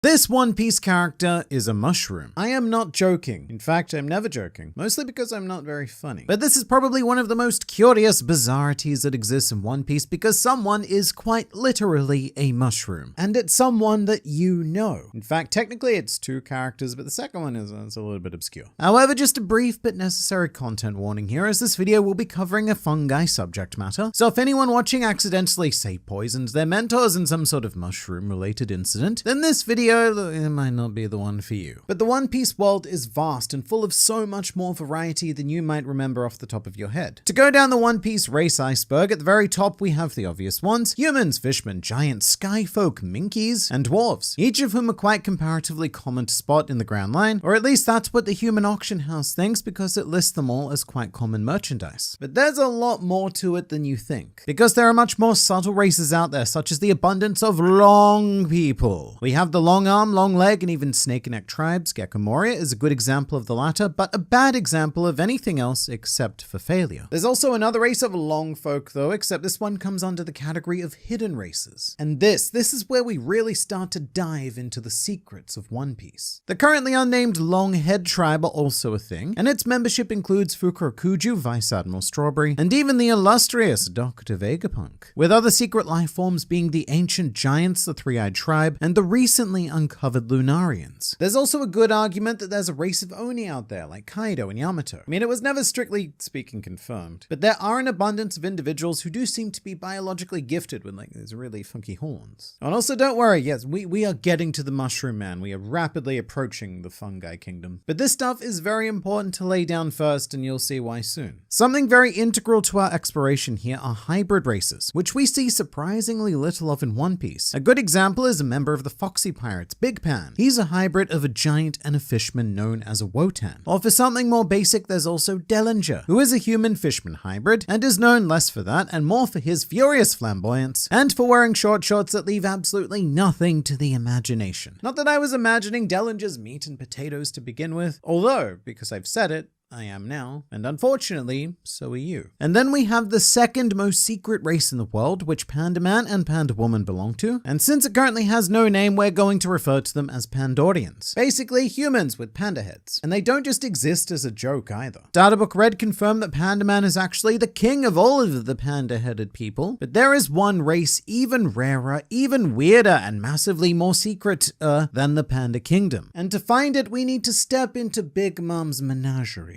During the events of Whole Cake Island, the Vinsmokes were treated and or subjected to a tour of Big Mom's library at Whole Cake Chateau. Libraries usually being quite an innocent and honestly boring thing, but this was no library. This was more of a prison. Thanks to her son Charlotte Mondeur, whose name is, it absolutely fries my Western swine brain. I mean, it has a hyphen, an apostrophe, and a wacky capital all mushed into one very bottom-heavy skelly clown. And I can never remember what goes where, but all I know is that it makes me hungry because Mondeur is this like delicious baked cheese, and then I'm getting off track now. Mondeur's devil fruit allows him to create book-based shenaniganry, including trapping living things within these books, which Big Mom uses to collect samples from all across the world. This includes mythical beings such as a unicorn, and in fact, this is the only known unicorn we've ever seen in the series, apart from Zombie Unicorn, who doesn't count. But within these pages is a particularly perplexing creature, something that I think most of us have either forgotten about or never properly understood to begin with. As Big Mom flicks through these pages, we land on a Kinokubito, which literally translates to Mushroom Man. Now this isn't just another wacky animal in the One Piece world. You know, like the manticores from Impel Down who can only speak using underwear. That was strange. No, this is actually quite unnerving because the Mushroom Man on Whole Cake Island is begging for his life. As the page turns, it yells, help me, I'm a mushroom," and stuff like that. But the more you look at this Mushroom Man, the more you realize, hey, we've seen this before. Our Kinokubito is characterized as a being with a tiered mushroom torso and 4 legs. Because you know what, when you're already a mushroom, no further design choice can be considered too bold. And I should emphasize that the Kinokobito aren't some sort of lost relic of the world. Charlotte Mondor, despite his horrendous appearance, is only 38 years old, so the Big Mom Pirates acquired this mushroom man very recently in the grand scheme of all of existence. So there's a whole thriving race of mushroom humans out there doing whatever it is they do, which I imagine is like propelling spores and being generally disgusting as all mushrooms are. Please stop putting them on my steaks, sandwiches, and pasta. Mushrooms are not tomatoes. They are opt-in food and people must be warned about them. But I bet you can't think of a single other One Piece character with a mushroom body. And neither can I. However, it's equally as difficult to think of another character with 4 legs. Aside from, say, Frankie Centaur or the actual centaurs abominably made by Law and Punk Hazard. But there is one, count 'em, one character in this series who does possess 4 human legs, and that character is Vander Decken. That's right, I am accusing Vander Decken of being a literal mushroom. Now this might sound like I'm jumping to conclusions, and that's on purpose because I have been withholding certain evidence from you for maximum dramatic impact. Stating that a fishman has 4 legs probably won't seem too odd at first. I mean, what's the big deal? There's a whole ton of fishmen who have more than 2 arms, like say Hart-chan, Octopaco, or the really forgettable member of the New Fishman Pirates whose name I've forgotten. However, in each of those cases, they are either octopus or squid fishmen, and Vander Decken is not that. Vander Decken is a Japanese bullhead shark fishman, a species of fish not characterized by having 4 legs. In fact, I would go so far as to say that one of their most distinctive features is the complete and utter lack of legs altogether. It's also just that fishmen in general, no matter what the species is, always have 2 legs. We've seen roughly a gazillion of them, and in each and every case they're always wacky undersea shenaniganry on top and standard boring human on the bottom. That's like their entire thing. Inversely, merfolk are characterized by having their fishy bitties on the bottom and standard boring human tops. And yet Vander Decken is somehow both. Crazy fish on the top and crazy fish on the bottom as well. Or is he? No. He's not, because that bottom is not fish. This boy is a fishman mushroom hybrid, and here's how it happened. As the Straw Hats descended to Fishman Island in chapter 606, we were treated to an impromptu tale of the Flying Dutchman from Brook. This ship doesn't belong in this world. It's hundreds of years old. One stormy night, a pirate captain went mad and threw his crew overboard. He drowned them all and cursed at the gods. His name was Captain Vander Decken, and his ship was the Flying Dutchman. To punish him, the gods decreed that he should roam the seas for all eternity. However, this story continues via Papug, the bestest starfish businessman in probably all of media, who in chapter 610 says the following: "Legends always grow with time, but that crazy Captain Vander Decken did exist, but he ended up on Fishman Island and died here. The ship you saw is probably the Flying Dutchman, alright, but its current captain is a descendant of the original." So that is the tale of Vander Decken's ancestor. The pathetic arc villain we know is actually Vander Decken the Ninth. The ninth in a long line of disappointment. But the original Vander Decken was not a fishman. Sadly, neither the manga nor the anime make Decken's race of origin clear. The anime does, I would say, a little bit of a better rendering of him, but he mostly looks like a stock standard human. However, there could very easily be an extra 2 legs hiding behind that there coat, as well as a mushroomy torso, because coats, they can hide a lot. That's why all of the dodgy people choose to wear them. The basic idea is that Vander Decken's ancestor was actually a Kinokobito, a mushroom man. They're intelligent, they're abundant, so why can't they become fearsome mushroomy pirates as well? After failing at his various life goals, he ended up on Fishman Island, found himself an attractive mermaid and or fishwoman, and created potentially the first and only fishman mushroom hybrid child, Vander Decken II. And then as time goes on, the Deckens end up as primarily fishmen, but keeping that one genetically dominant trait of having 4 legs. That or the more convoluted answer that Vander Decken was completely human, and during the course of the Decken clan lifespan, they have mated with both fishmen and mushrooms. So you can accuse Vander Decken of a lot of things, but look, variety is not one of them. I mean, I guess it's possible there are underwater mushrooms. So maybe there's even a fishman equivalent of the Kinokobito. But whatever the case, our boy here is a mushroom. But here is the very important question. Why was the original Vander Decken so obsessed with the deep sea to begin with? Well, that would be answered by Vander Decken IX in quite possibly his one and only useful contribution to One Piece in chapter 625, where he discovers Shirahoshi's powers and states, "Long ago, a mermaid princess had the uncanny ability to control sea kings. That legend was what first lured Vander Decken down to the sea floor. Great ancestor, I finally found her." Which of course set into motion a series of events whereby Vander Decken vowed to marry a 6-year-old. Which in the manga is definitely along the creepy lines, but at least there's the explanation of fulfilling your ancestor's legacy and taking power to accomplish whatever vague tasks need doing with said power. That's never quite made clear. But also this plays into a common Flying Dutchman trope, whereby the captain can only be freed from his curse if he finds a faithful woman to love him. But then there's also the fact that Decken does legitimately want to bang a minor. And he even talks about using the Tamate box drugs to physically age her into a quote, sexy young woman. Honestly though, still not the most uncomfortable thing to ever happen in One Piece. That award definitely goes to Mihawk's toilet.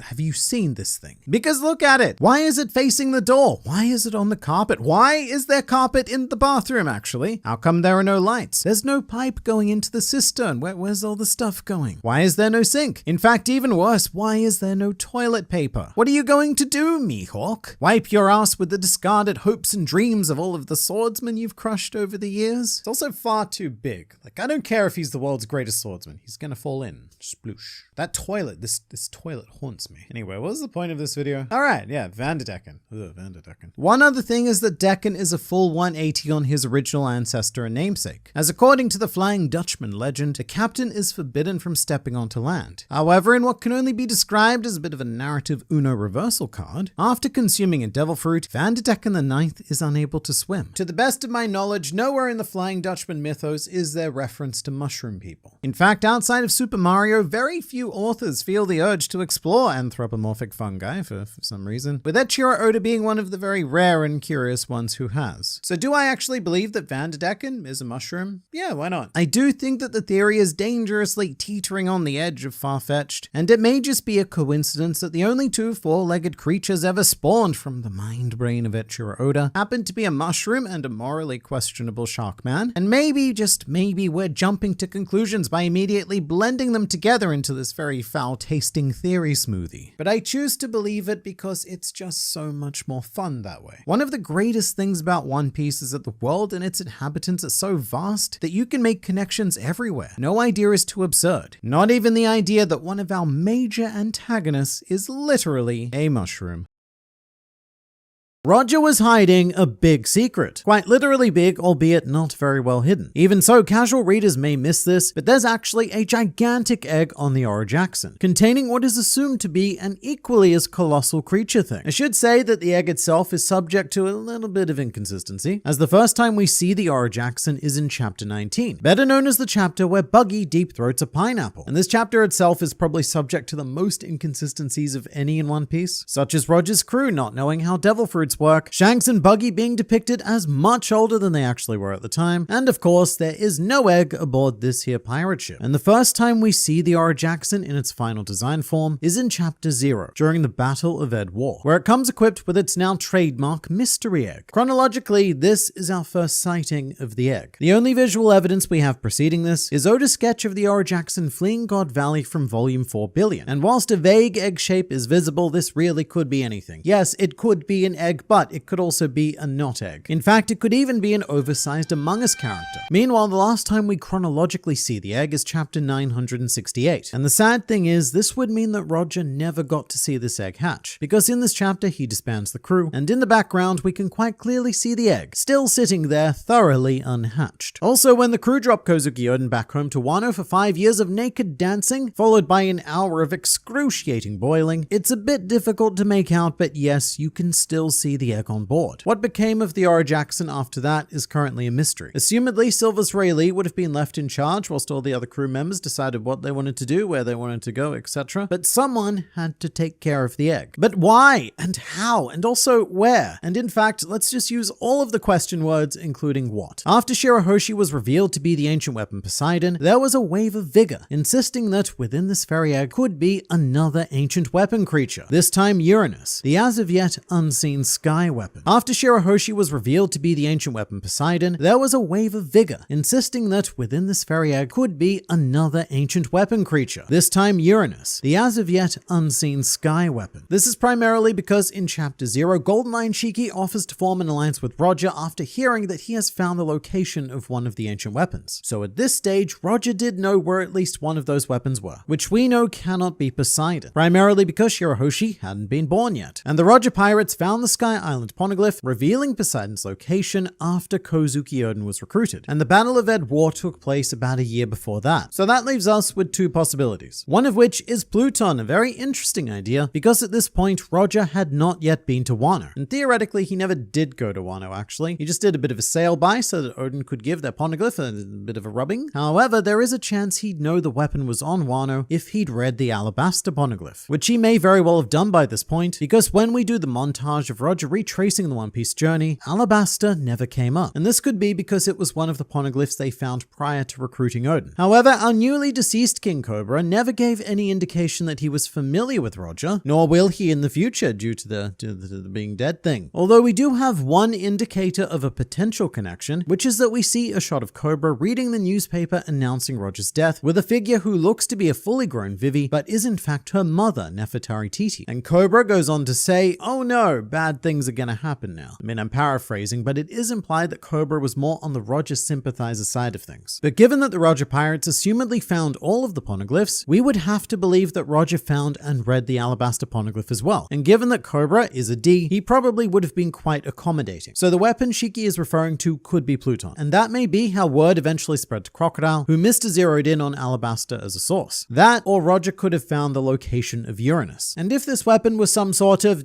I don't know, egg creature, and if it were in a situation of some danger, then it may have been deemed the right decision to bring it aboard to protect it. And thus, without knowing, Shiki could have been staring right at the ancient weapon he was looking for. So the idea would be that the egg contains a creature of flight, like a big old bird or a dragon. Although this idea has become less popular recently, with the revelation of Imu's weapon that destroyed Lucia. It may very well be Uranus, and if not, it certainly has the power we've been told that ancient weapons are capable of. So maybe instead of an ancient weapon, it's more of a modern weapon. The egg doesn't have to be anything so epic though. Not every mystery in One Piece has a profound, world-shaking solution. Like when we finally got the answer as to how Kaido had been captured so many times, and it turned out that it was just because he got very hungry every now and then. So there's a lot of other options left to explore as well, such as the egg was his way of flexing how good he was, sailing the Grand Line without getting the egg cracked. I kind of love this. The idea that the whole thing was just a challenge. I mean, you've already sailed the whole Grand Line on multiple occasions. So this time, you know what? We're going to do it on hardcore mode. We're going to speedrun the Grand Line, and we're going to do it without cracking this giant egg. It's ridiculous, but so is One Piece, and I could see it happening. Egghead, Dr. Vegapunk. So due to the association with eggs, Vegapunk now comes up a lot in this conversation. And the idea here is that Vegapunk was trying to create artificial creatures, which he did successfully do. In fact, he had a whole series of dragons. The one we know of most is Dragon number 13, created to guard Punk Hazard. And whilst we don't know exactly what year that was, we do know what day that was.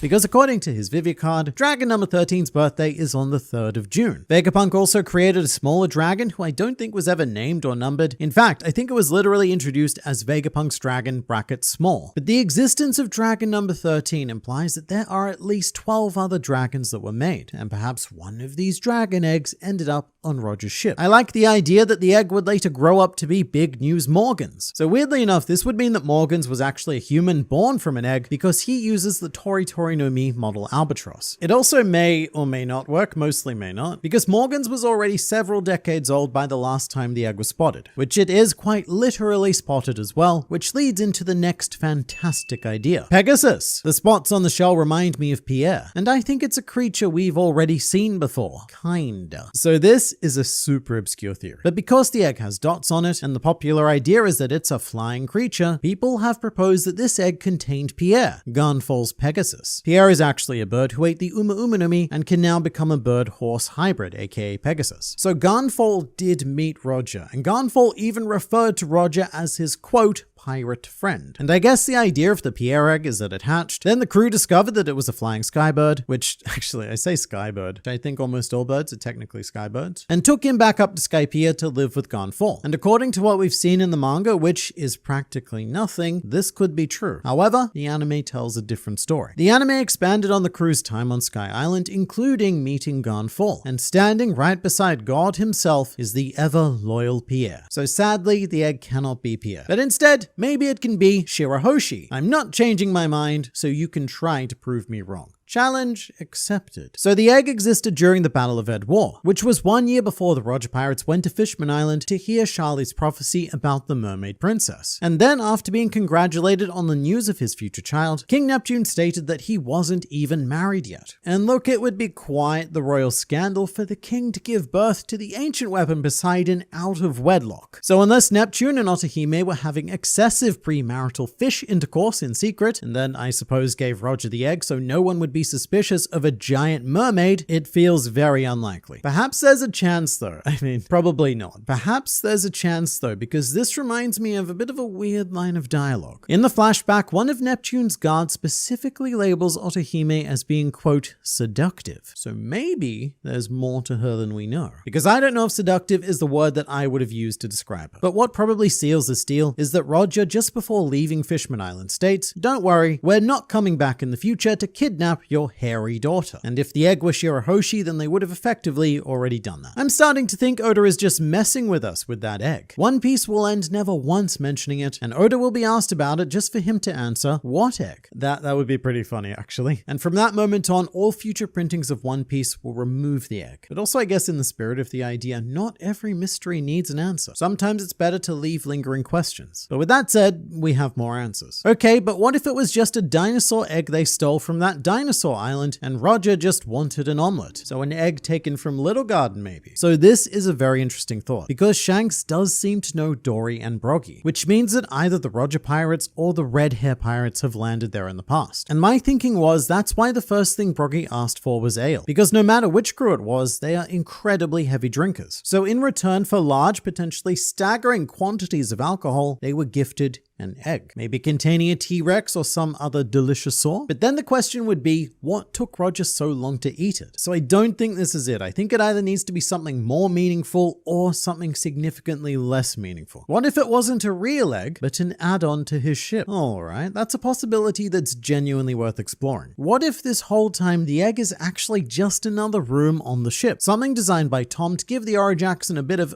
aesthetic flair. Sort of like the dome room at the back of the Thousand Sunny, which I believe is called the observation room. The weird thing is that the egg doesn't have any windows. So maybe it was some sort of treasure storage, a nest egg of sorts. Hence why it has no windows, because we don't really want to be advertising what's in there. Or it could have been food storage for whoever the chef was, which, if I had to guess, I would say Moon Isaac Jr., because he looks the most French and therefore the most culinarily cultured. The more I think about it, the more I really love this idea. We've been speculating for well over a decade about this egg, and it could all just be part of the ship's facade. The Orojackson Vivia card does state that it's an egg, but it doesn't state whether or not it's specifically a real egg. And let's be real, the people who wrote these cards probably don't know for sure either. We've definitely seen weirder ships, and not only that, we've seen weirder ships that are food themed. Going back to something like the Queen Mama Chanter, there's a whole room on that ship designed to look like a birthday cake. To be fair though, the egg on the Orojackson does look a bit more in the way, as if it was just plonked there because it was the only space that could hold it. But I'd be pretty happy with an answer like that, because every mystery in One Piece is either some big colossal revelation, or it's a hilarious slice of nothing. Another example that comes to mind is Momonosuke's Devil Fruit. The online community speculated for close to a decade on exactly how it was defective and what that could mean for the story going forward.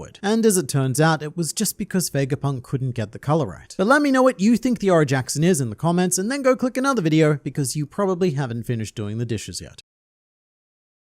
Who killed Kuina? This is one of the most suspicious deaths in all of fictional piracy. You might think that, it was an accident. She fell down some stairs. Nah. There is very compelling evidence in the series to suggest that Kuina's death was anything but an accident. And there are a grand total of 6 explanations, as well as 3 key suspects who have been flagged in the Kuina incident, or the coincident for short. Before we narrow them down and reveal the truth though, I must say that this was not an easy investigation, which is probably why this has persisted as a question for the last quarter of a century. And a lot of that is to do with wildly inconsistent information regarding the event itself. It's been portrayed 3 times across 3 different mediums, and in each and every one, the manga, the anime, and now the live action, events play out very differently and each point to a different conclusion. If you've only seen 1 or even 2 of these, then you don't have the full story. So let's figure out the truth behind the coincident. Starting with the manga, this is where we first meet one Shimotsuki Kuina, daughter spawn of Shimotsuki Koshiro, and thus a descendant of the legendary samurai Shimotsuki Ryuma. This is important because it explains why she's very good at sword things. So good that she defeated fellow villager Zoro 2,000 times and proceeds to call him, quote, pathetic for a boy, and continues to antagonize him by saying that losers should learn to suffer defeat in silence. Not very nice at all.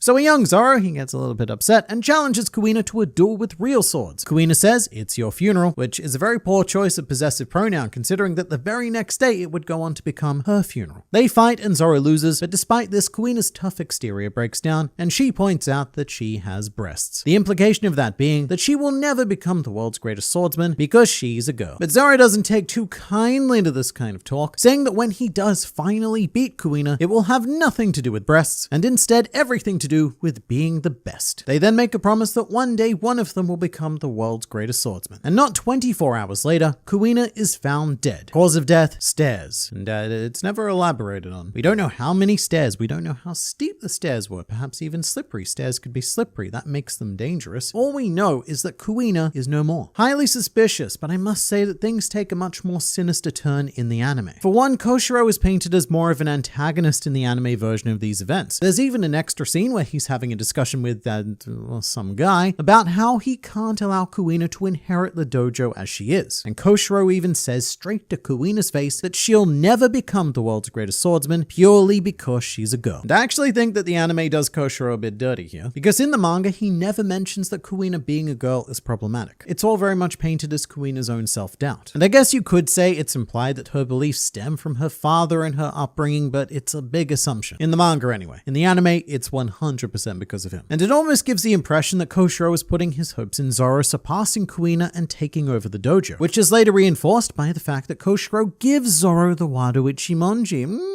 Interesting, because in the manga, Zoro had to ask for it. Speaking of Zoro though, the anime is much more descriptive in the events of the death itself, and it all points to a bit of tragic irony. Koshiro says, apparently she slipped and fell down the storehouse steps. Seems like she was looking for a sharpening stone for her beloved sword. And another dude replies, what would she need that for? And Koshiro says, I don't know. And then we cut to Zoro, who does know. Because this is actually quite sad, as it implies that Zoro may have played a part in Kuina's death. Kuina needed to resharpen the Wado because Zoro made her use it for their fight. Here's another big difference though. We do not see Kuina's body in the anime. Not the dead one anyway. We see the alive one, but not the dead one. Just a coffin instead. A decision probably made for censorship purposes, because showing a kid's corpse on Sunday morning probably isn't the greatest of ideas, although I do think that the episode of East Blue Special did show her body. But the spirit of Kuina also goes on to appear behind Zoro, watching him at one point, and the anime often takes a lot of creative license with the dead, like that Water 7 filler episode where the crew discovered the ghost of a Yagura bull. But the anime paints a much more visceral picture, and the live action events switch things up yet again. Here, adult Zoro gets stuck in a well, and he has to call upon the mighty powers of a flashback to get him out of it. And here we meet the most realistic looking Kuina so far, and also the most sympathetic, because after Zoro loses and throws a bit of a moss-headed tantrum, Kuina goes after him and even tries to help him with some sword-based advice. Zoro responds to this with rabba-dabba-da-da-da, general upset noises before declaring that, we're not friends. And then Zoro accuses Bamboo for providing him with his big fat L here today. So they do the thing that we've seen 3 times now, and it goes about as well as the first 2 did. Kuina wins again, and Kuina also ends up dying the very next day. But this time, the whole event is told by Koshiro in 8 words. Kuina has ellipsis. There was an accident, ellipsis. She's ellipsis. Gone, full stop probably. And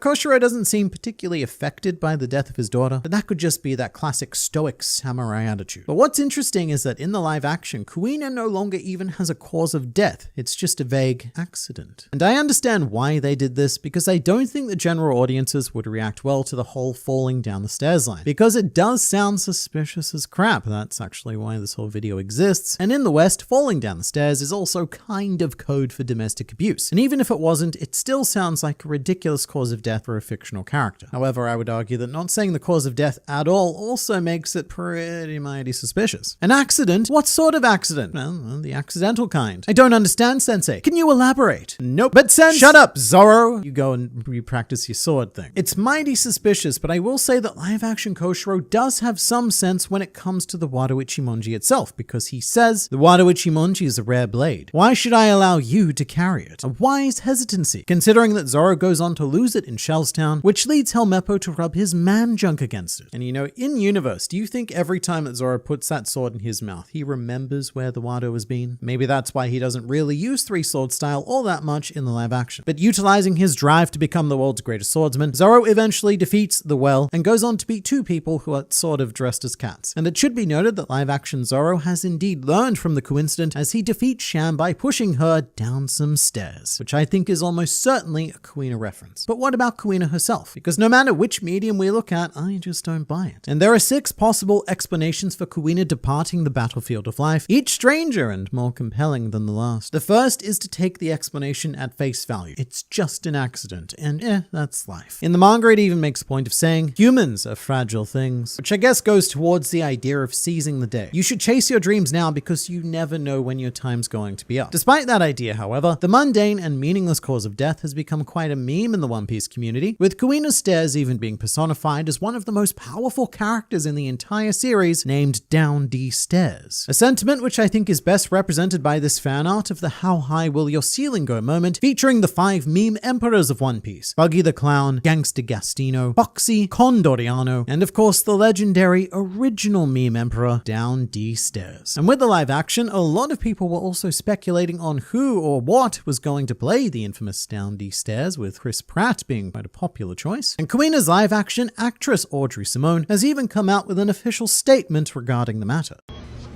Do you want to form an alliance with me? Absolutely, I do. Good, good. But what if I told you that there was a much more convincing explanation involving Down D Stairs, but as an accomplice rather than the culprit? Well, recently we've really hammered home in One Piece that swords have distinct personalities of their own, as well as agency to do things to some degree, at least the special ones. And this is something we've known for a while with the various cursed swords, but Zoro's interaction with Enma showed that the blade was actively testing him and even capable of extracting his delicious, delicious haki. Now, Enma was crafted by Shimotsuki Kozuburo, who also made the Wado Ichimonji. So do you see where we might be going here? The Wado Ichimonji may have been testing Kuina, and she failed. So in a very one-ring act, it sabotaged her so that it could move on to the next candidate. It seems a bit brutal and weird for One Piece, but also that's exactly what Enma would have done. If Zoro failed its test, Enma would have killed Zoro and patiently waited for its next candidate. So the Wado could have forcibly drawn out Kuina's latent haki. And because she's not used to using it, this causes her to lose bodily control and faint. Like, oh no, and then stairs happen to be there, and Kuina falls either on the sword itself or in a conveniently death-inducing spot on said stairs. Wado then says to itself, "Good job, me," and then sits there waiting for Zoro. A compelling story, but the evidence against this would be that the Wado of all of the special swords is the one who has thus far shown no personality whatsoever. Before moving on, I should address the Tashigi in the room. I don't know why she's always in the room, but she is, and we're going to talk about her. So a lot of people are probably screaming at the screen throughout this video because they know that Tashigi is Kuina. And to be fair, a lot of that is because the author himself has very much led us down that road, what with Zoro saying that she looks exactly like Kuina, as well as Tashigi's obsession with swords. So the idea would be that the coincident caused some sort of amnesia, and for reasons, Koshiro decided that this would be a good opportunity to dump his daughter somewhere else, maybe as a way of giving her a fresh start to achieve her dream that she may or may not still have due to the amnesia, but to do so without the stigma that only men can be the best at swinging the sharp metals. What's interesting is that we know almost nothing about Tashigi's history except that she was born in East Blue and she likes swords. She really likes swords. Just like Kuina.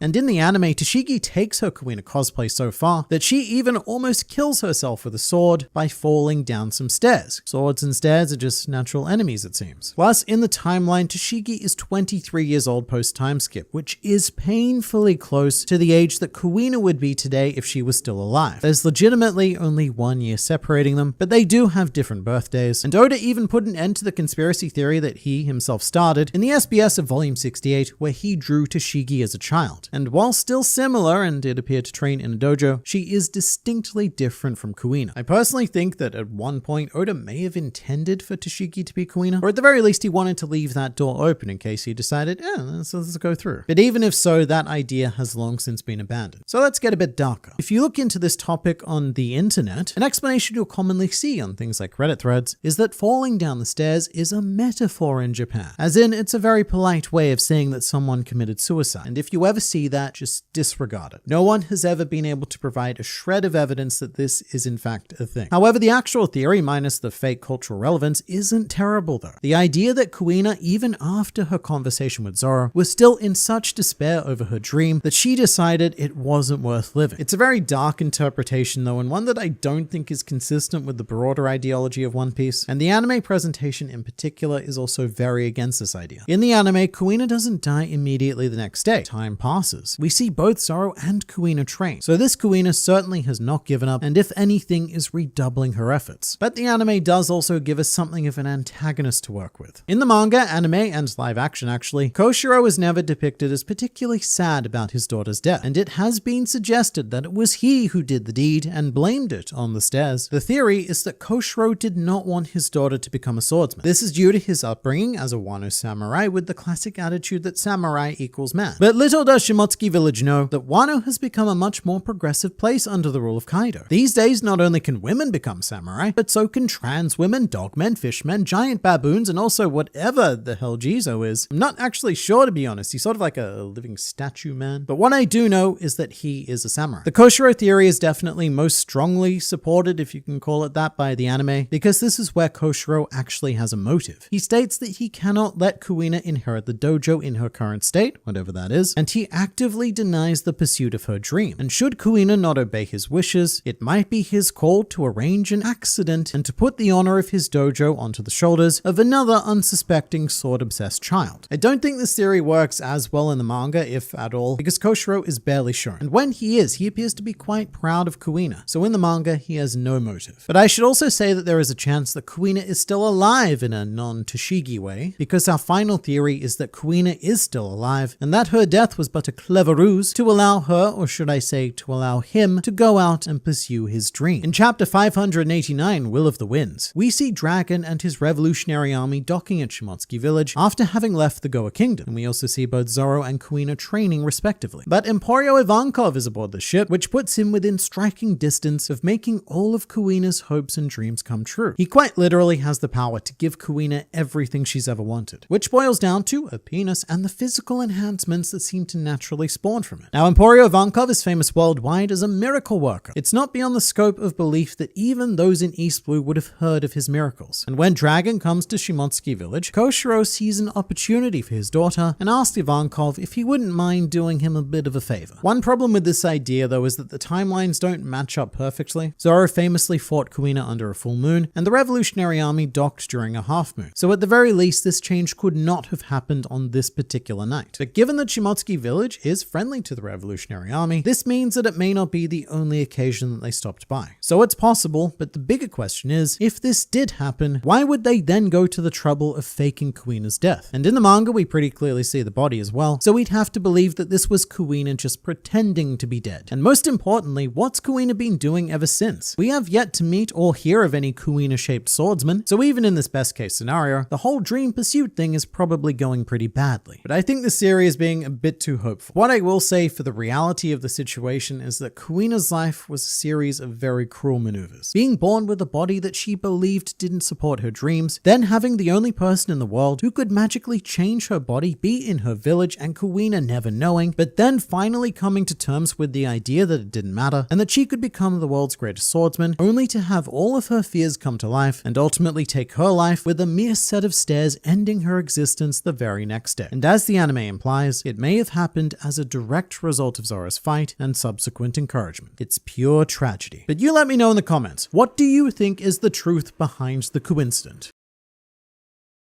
This elderly gent has revealed more about One Piece than I ever thought possible for any single geriatric to do. St. J. Garcia Saturn has more or less given away Oda's entire game here. We now understand the role of the Five Elders, we know why Luffy is going to bring about the dawn of the world, and most intriguingly of all, we may now very well know the secret identity of Emu. It's like having a puzzle that you've been working on for a really long time, like say 25 years, and then you get one breakthrough and everything just sort of falls into place. Now, some of this was inspired by a thread from Arta on the old Twitter, but much of the fanbase has been struck square in the story nuts by the same bat of conclusion. St. J. Garcia Saturn immediately turned our attention to the planets as well as the Greco-Roman gods, many of which have existing namesakes in the series already, with probably the most intriguing discovery being the oh yeah moment of realizing that the 5 elder stars can also be translated as 5 elder planets. It's because of this funky kanji right here. It reads as Hoshi, which means star, but also it means planet, because Japan didn't initially distinguish the difference between stars and planets, but like most kanji, it has multiple readings. It can be read as Hoshi, as I said, or it can be read as Sei, as in Goro Sei. And so the idea has now become that our sun-damaged prunes are each going to have a name based on the planets, specifically Mercury, Venus, Mars, and Jupiter. The reason why it's specifically them is because along with Earth and Saturn, they were originally the only visible planets in the classical period. That's going to be important in a second, remember that. But for now, let's do some quick predictions for the rest of the 5 elders. I would say that Samurai Gandhi is likely to be Mars, because he has a big sharp piece of metal ready for all sorts of battle slicing, which I suspect that Mars, being the god of war, would greatly appreciate. Old mate Open Collar here I predict to be Venus, the god of love, if for no other reason than because he is the only one who is in any way remotely aesthetically appealing. Gorbachev here is going to be Mercury according to my system, and Mercury, according to Wikipedia, is the god of financial gain. And our mustachesome man here looks the closest of the 5 elders to a hedge fund manager in my opinion. And finally, that leaves Tall Santa as Jupiter, the god of the sky, which sounds about right because he is the tallest and is therefore also the physically closest to the sky. So we'll see how those pan out. But as a sub note, the world nobles are usually introduced as saints in English. Saint Charlos, for example. But in Japanese, that name would be Charlose. Sei being a word that you're now quite familiar with. And Mr. Saturn is no different. It's J. Garcia Saturn Sei. The kanji for which does mean saint, holy, priest, and other vaguely honorific religious-y words. And while it is a different kanji, it's interesting to note the planetary pun happening here. Also, here's a weird thing that I only noticed whilst researching this topic. From chapter 907 onwards, Oda actually changes the name of the 5 elder stars. From this moment onwards, he stopped introducing them as the Gorosei, dropping the star at the end, deciding not to pick it back up, and instead just labeling them as the 5 elders. Written in stunningly glorious English. I like English because it's a language I understand, unlike French. And can I just say, in regards to French, pronounce your H's. I mean, why do you even have them if you don't use them? It's wasteful. And of course, while World Nobles is one translation of our inbred astronauts, they are literally the Tenryubito, aka celestial dragons. The word celestial all of a sudden becoming shockingly relevant. As is music. Music is a consideration we now have going forward, as comparisons between J. Garcia Saturn and the musician Jerry Garcia have been quite rampant, with Jerry's initial name making him J. Garcia after all. I don't know how much, if any, stock we should put into this right now, but it would be pretty funny for all of the rest of the 5 elders to have a musical inspiration as well. I mean, I'm just saying we have people like Freddie Mercury or even Bruno Mars whose names are just ripe for the taking of these old men. Also, here's a picture one of my artists did of Queen dressed as Freddie Mercury for hopefully obvious Queen-related reasons. So that's all well and good, but we have other planets to deal with. In fact, we have a whole Neptune, a Uranus, and depending on your opinion, a Pluto, which together form the names of 2 of the ancient weapons and one big burly merman. And I think it's very fitting that Poseidon and Neptune are in the same family because they're basically the same god. Yeah, that's right, I said it. Come at me, Romans. And in fact, I'm going to throw a bit more shade at all of you in a bit. But one thing a lot of people may overlook is the name Shirahoshi. Because wow, there's that word again that means star but also planet.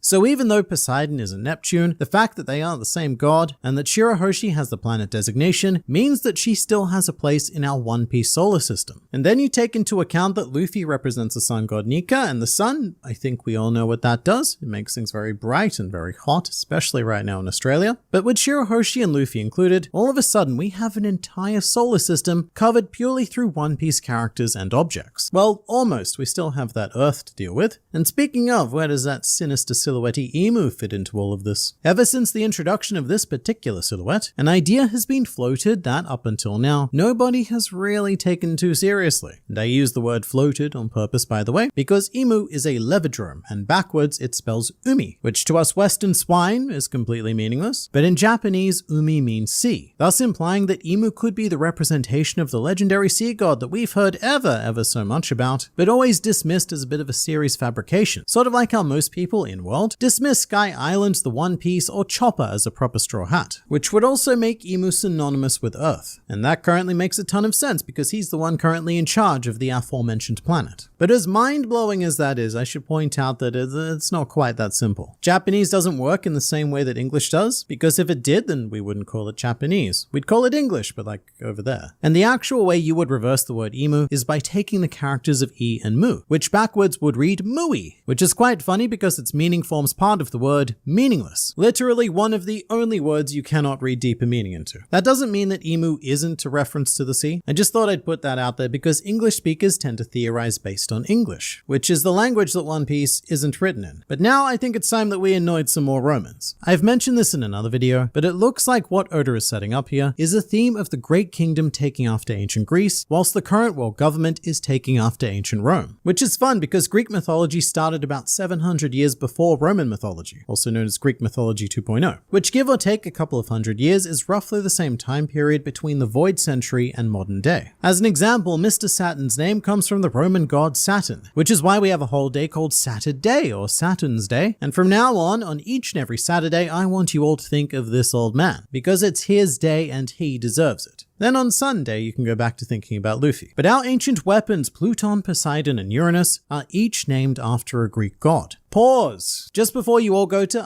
actually me in the comments, because I know that's what some of you desperately want to do. I know that many of you think that Pluto and Uranus are Roman gods, and I don't blame you for thinking that. But let's just take a little quick look at Pluto's opening line on Wikipedia. In ancient Greek religion and mythology, Pluto, Greek, was the ruler of the Greek underworld. Seems pretty Greek to me. But you know, how about Uranus? In Greek mythology, it's literally a second word. Anyway, you get the point. Basically, as it turns out, the Romans stole a lot more from the Greeks than you may have thought. And I have to take the time to point that out because if I don't, then I will get flooded with hundreds of actuallys. But here's what we have here. A situation where 3 ancient weapons named after Greek gods are being pit directly against 5 powers, each potentially taking the name of a Roman god. It's also interesting to note that 2 of the 3 ancient weapons are in the positions of their gods, Pluton being hidden under Wano, very appropriate since Pluto is the god of the underworld, and then Poseidon is a big regal fish in an ocean. And this godliness does extend all the way back to the Void Century days, because as we know, the world noble family names have existed for at least 900 years, including Saturn. And in fact, with this knowledge, we now know who 4 of the 20 founding families were. The Nefertari family, a name taken directly from Egyptian royalty. We also have the expansive Don Quixote family, taken from the novel Don Quixote, which appropriately enough is all about a man who pretends to be of higher nobility than he actually is. Meanwhile, Film Red introduced us to the concept of the Figerland family, where it is heavily implied that Shanks is a descendant of this clan, and that the Figerland family have always been a bit of a clog in the toilet of the world nobles. And now we have the newest family, the Saturn clan. These are the only 4 world noble family names we currently know, despite having a whole disappointing banquet's worth of other nobles, like Charlos, Roswad, and Sharia, but we have yet to discover their last names. They could be Don Quixote, Saturns, or even Figerlands. I mean, just imagine that revelation. Saint Charles Figerland, younger brother of Shanks. Or perhaps Shanks is his uncle or something. The only thing they probably can't be are Nefertaris because they didn't go to live at Marijois, because they've always been much more level-headed royalty, whereas the world nobles have always been much more misshapen-headed royalty. I mean, the Nefertari family is so well known for their chill that even Brooke in chapter 1060 said, yeah, those guys, they're pretty cool. Never heard of anyone having a problem with them, they're Nefertaris. But then we also have a whole 16 unknown family names left to discover, so Charlos could be one of those. There's also a bit of a wacky theory floating around that I thought would be fun to touch on, which is inspired by the idea that Vegapunk currently has 6 satellites of his own person, which was achieved using technology inferior to what existed 900 years ago. And I think some of you might know where we're going with this, but just to lay some more groundwork, remember that word, sei? It doesn't just refer to planets and stars. In fact, you'll find sei in almost every Japanese word for something that floats around in space, such as the word satellite, eisei, with the idea being that the Gorosei are neither elder stars nor elder planets, but potentially even elder satellites, with each of them encompassing an aspect of Imu's personality personality, which is interesting because it's one less than the aspects of Vegapunk's personality, and if I had to guess which one Imu doesn't possess, then I would say it's probably the good. This is getting into dangerous territory though. Egghead Island has, for better or worse, changed One Piece forever, because from now until the end of the series, theorists are going to be endlessly pushing the idea that some character is a clone, a robot, maybe both. I've heard ideas already that Tashigi is a clone, and that Koshiro got in contact with Vegapunk through Dragon, who did seek his assistance when he stopped by at Shimotsuki Village, and so after Kuina died, Koshiro wanted to make a clone of his daughter, who could live out all of her sword-based dreams. And you know, I've even heard ideas that Zoro was a clone, again through the Dragon Koshiro connection, and the idea is that Ryuma's corpse was unearthed by Moria, and in a manner best described as somehow, the corpse or part of the corpse made its way to Vegapunk, who then promptly cloned Ryuma, and that is why we have a Zoro. Now, having recently made a clone video myself, I know that this might sound a bit hypocritical, but I think that we just need to cool it with all the clone theories, especially considering that we have so much of actual substance to talk about, like this old man leaving his home for the first time to pick up a bunch of children that he's never met, which sounds a bit sus when you think about it, and yet it is still one of the most exciting events to have ever occurred in the series.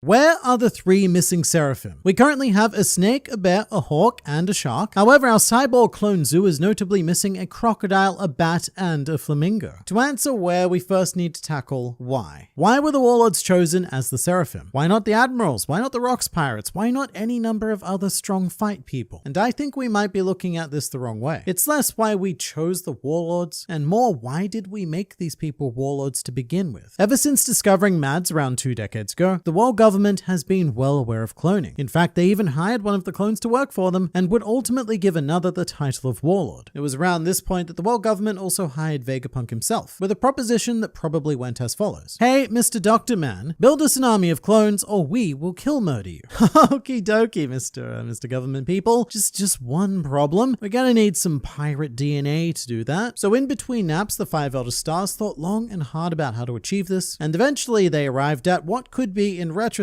a very insidious plan. Here's what we're gonna do. We're gonna open a program called the 7 Warlords of the Sea. We'll accept applications from pirates, offering them amnesty for their various crimes, and you know what? We're even going to allow them to commit new crimes. Seems like a good deal, yes. However, this is but a clever ruse. Upon acceptance into the program, we'll invite them for a meeting, during which we'll covertly obtain a sample of their DNA to create our ultimate clone force. The 7 Warlords is a system that has always made precarious sense at best. They're supposed to be one of the 3 great powers, but they've never really lived up to that designation. In reality, they're 7 pirates who were given God mode by the world government and mostly left to their own devices. In fact, they've caused a lot more damage to global stability than they've preserved, but this was an acceptable cost. Let them do whatever they want for a decade or so. It doesn't really matter how obedient they are to us, so long as we can maintain control up until it's time to replace them. In a way, you could consider the 7 Warlords as an alpha test for the eventual Seraphim, gathering these 7 powersome figures under one umbrella and testing their capabilities so as to better understand their future creations. It's quite ingenious, really, because even though practically none of the Warlords obeyed the world government, their name alone was enough to maintain a sort of sense of balance. Temporary balance, but that's all the world government needed. So while it appeared that the Warlords were using the world government, it may very well have been the other way around. The world government was using them all along to create a centralized force of some of the strongest fighters and craziest fruit powers. It does make the world government look incompetent, to the point where it makes people like Fujitora furious, because why are you allowing people like Doflamingo to do all of the bad stuff? And it also confuses various Marine Fleet admirals. But all of this was according to plan. And this is very much why I lean towards the Seraphim consisting of the original 7 Warlords, rather than the newer ones that went on to be spot fillers. Because a project like this didn't just happen in the last year or two. This Seraphim business would have had to have been set in motion long ago. However, there are some factors that may contradict that. One is the very existence of S-Shark. When he was introduced, it was clear that S-Shark was still in his testing phase. However, I would argue that it's possible that the clones are only just now reaching a point of maturity. Right now, there's a lot of confusion about how the Seraphim grow, because it has been referenced that they've been subject to accelerated growth, but I think that just makes their bodies bigger, not necessarily more mature. For example, S-Shark is a child Jinbei, however that child is as big as adult Jinbei. But S-Shark could still have taken 5 to 7 or however many years it is to cultivate. The other interesting thing to note is Devil Fruit powers. S-Shark has Senor Pink's fruit ability, something that could only have been obtained after he was arrested on Dressrosa. With the same issue issue applying to S-Hawk. His fruit could only have been applied after Darkbones was beaten on Alabasta. In a way, the Straw Hats are pretty directly responsible for a lot of the Seraphim devastating power. But to this, I would counter with the concept of green blood. The fruit ability isn't hard-coded into any particular Seraph, it's actually embedded into the green blood, which is then inserted into a Seraph. And what I'm suggesting is that it may be possible to transfuse different fruit powers into different Seraphim. You take out the existing blood with those fruit alterations, and then you transfuse new blood with new fruit factors. So when abilities like the Super Super and the Sui Sui become available, it could be a simple process of choosing to equip the Seraphim with those and replace their existing abilities. Sort of like upgrading your gear in some sort of game. And if so, that makes them infinitely more dangerous, because they could be loaded out with the perfect fruit power for any specific mission. But fun fact, the original 7 Warlords were not supposed to be the final composition. And I don't mean that from a meta perspective either. I mean that the world government has had other candidates in mind, the most notable of which being Podcasty Ace. Ace was offered a Warlord position. So in a different world, what we could be seeing right now is an Ace Seraph fighting against Luffy. But this also gives us a potentially solid timeline. It's unknown exactly when the 7 Warlords began. However, if Ace was on the original list of candidates, then we can actually narrow that down. Ace was offered the position when he was 17 years old, so roughly 5 years ago, which is very interesting because all of the Seraphim look like they could be around 4 to 5 years old. But as fun as that thought is, we do know that the Warlord system has existed long before then. When Law demanded that Doflamingo step down as a Warlord, he did imply that he's held the title for at least 10 years. When we see Jinbei's flashback, it's clear that he became a Warlord 11 years ago, Gecko Moria reportedly achieved his status 12 years ago, and when Gloriosa explains Boa Hancock's backstory to Luffy, it's implied that she became a Warlord 13 years ago. However, predating all of them is the true dinosaur that is Crocodile, who Oda stated in the SBS of Volume 78 became a Warlord in his mid-20s, which would be roughly 20 years ago. So no, Ace was not in the original round of offerings, not even close. But it does make me wonder what happened to the Warlord whose place he would have assumedly taken. Who was it? Also, this is completely not canon, but Simon from One Piece Great Hidden Treasure of the Nanatsu Islands was also, allegedly, considered to be a Warlord candidate at one point. So in a variant, I mean very alternate universe, what we could be seeing right now is Luffy fighting against both Ace and Simon. I tell ya, we're missing out. But the important thing is that the earliest known record of a Warlord exists after the world government discovered the Mads cloning. And throughout the years, they could have been like a Eustace kid in a candy store, picking and mixing all sorts of powerful pirates to one day create their own unstoppable force. Regardless, one big question we have right now is why have we only seen these 4 Seraphim? Where are the others? In fact, are there even others? Cloning Jinbei and Kuma makes logical sense because they're the most naturally obedient of the Warlords, and also the least emotionally volatile and the most responsible. Mihawk makes a lot of sense from the perspective of raw power. He is undeniably the single strongest Warlord, and it's probably not worth doing this project unless we can harness that power. Boa Hancock, on the other hand, is a bit trickier to justify, and the only thing I can come up with is that she looks a lot better compared to the other options. Of the 3 remaining OG Warlords, none of them were particularly obedient. One tried to commandeer a country, one actually succeeded in commandeering a country, and the other is more of a general cockwaffle. Doflamingo in particular would probably be the least desirable Seraphim, and actually he's the only Warlord who wasn't invited into the program. He blackmailed the world government to get in, which sounds like a very volatile experiment to me, and having conducted similar research with the Rocks Pirates, Doflamingo's persona may have been deemed undesirable. Also, he's a world noble, not by title but by blood, and blood is pretty important to the other nobles. So it may have been seen as abhorrent or very, very taboo to clone a celestial dragon. Crocodile is also logically on the lower tier of desirability. Thinking about it, Crocodile's major skill is,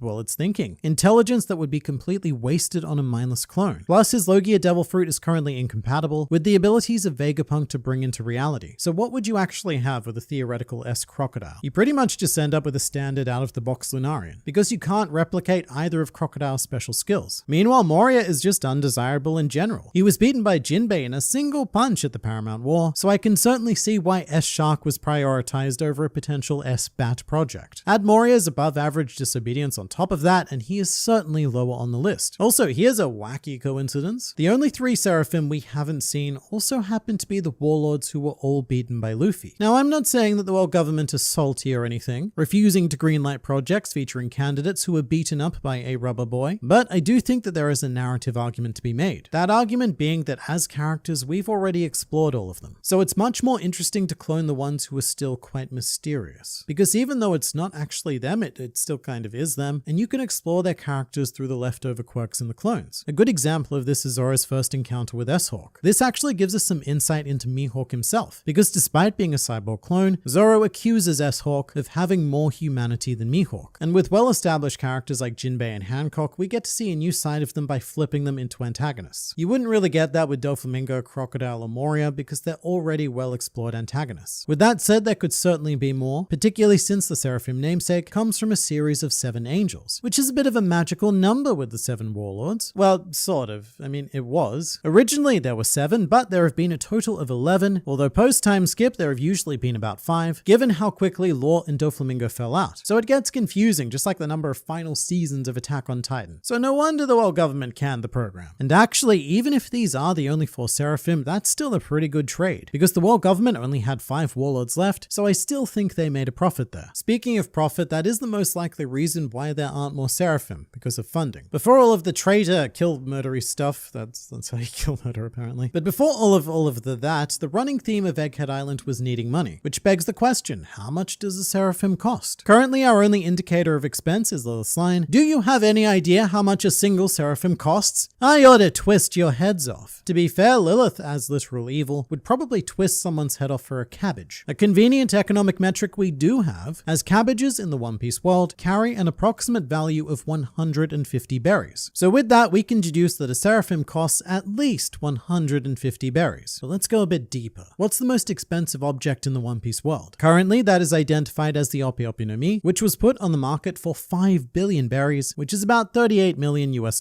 And I think a Seraph is worth at least that, if not more. However, the single most expensive transaction we know of was Doflamingo offering to sell King Riku the rights to Dressrosa for 10 billion berries, a number which apparently Dressrosa had because Riku ordered to gather all the money. It would have crippled the economy, but they did have the cash. So I imagine that a Seraphim costs at least the monetary supply of a small nation, thus bringing the cost for an individual unit close to 100 million US. And even that might be a gross underestimation. So understandably, there may not have been enough money to invest into all 7 Seraphim at once. Or perhaps they did actually start with S Flamingo, S Bat, and S Crocodile, but they all failed due to reasons. And the first successful unit was one of the 4 that we currently know. However, due to my own personal desires, right now I choose to believe that these 3 have been created and are either faulty or currently untested. All I know is that my life will never be complete without seeing a Doflamingo versus Doflamingo matchup. This is the One Piece. Well, not at the moment. Currently, it's in more like 7 pieces. But all one needs to do is get rid of that pesky red line, and bam! This planet is a fine One Piece. Now, here's how we make it happen. Hello and welcome to the Grand Line Review, your source for everything One Piece. My name is Liam, and for as long as I can remember, I have only existed in One Piece, which is more than certain characters can say. For example, Shanks and Junkyard Shanks, who exist in a state of two-piece after their various arm-related incidents. Shanks had his bitten off by a rabid Lord of the Coast, and Kid had his bitten off by a rabid Shanks. Meanwhile, this rabid boy needs your pats. And luckily for everyone who subscribes to the channel as a result of this here video, our dog Flamingo will receive 1 pat. So be generous with your subscribe powers, because this good and or bad boy, depending on your perspective, certainly does deserve it. Here's a curious question though. Who was the first person to actually use the term One Piece? It's very often incorrectly attributed to world-renowned alcoholic and fan of hot pink shirts, Goldie Roger, and this is mostly because of the notorious wealth, fame, and power anime openings. For example, I always think of Roger's last words as, "I left everything I own in One Piece," because that's what he said in the 4Kids opening, which was my first experience of One Piece. That's very unfortunately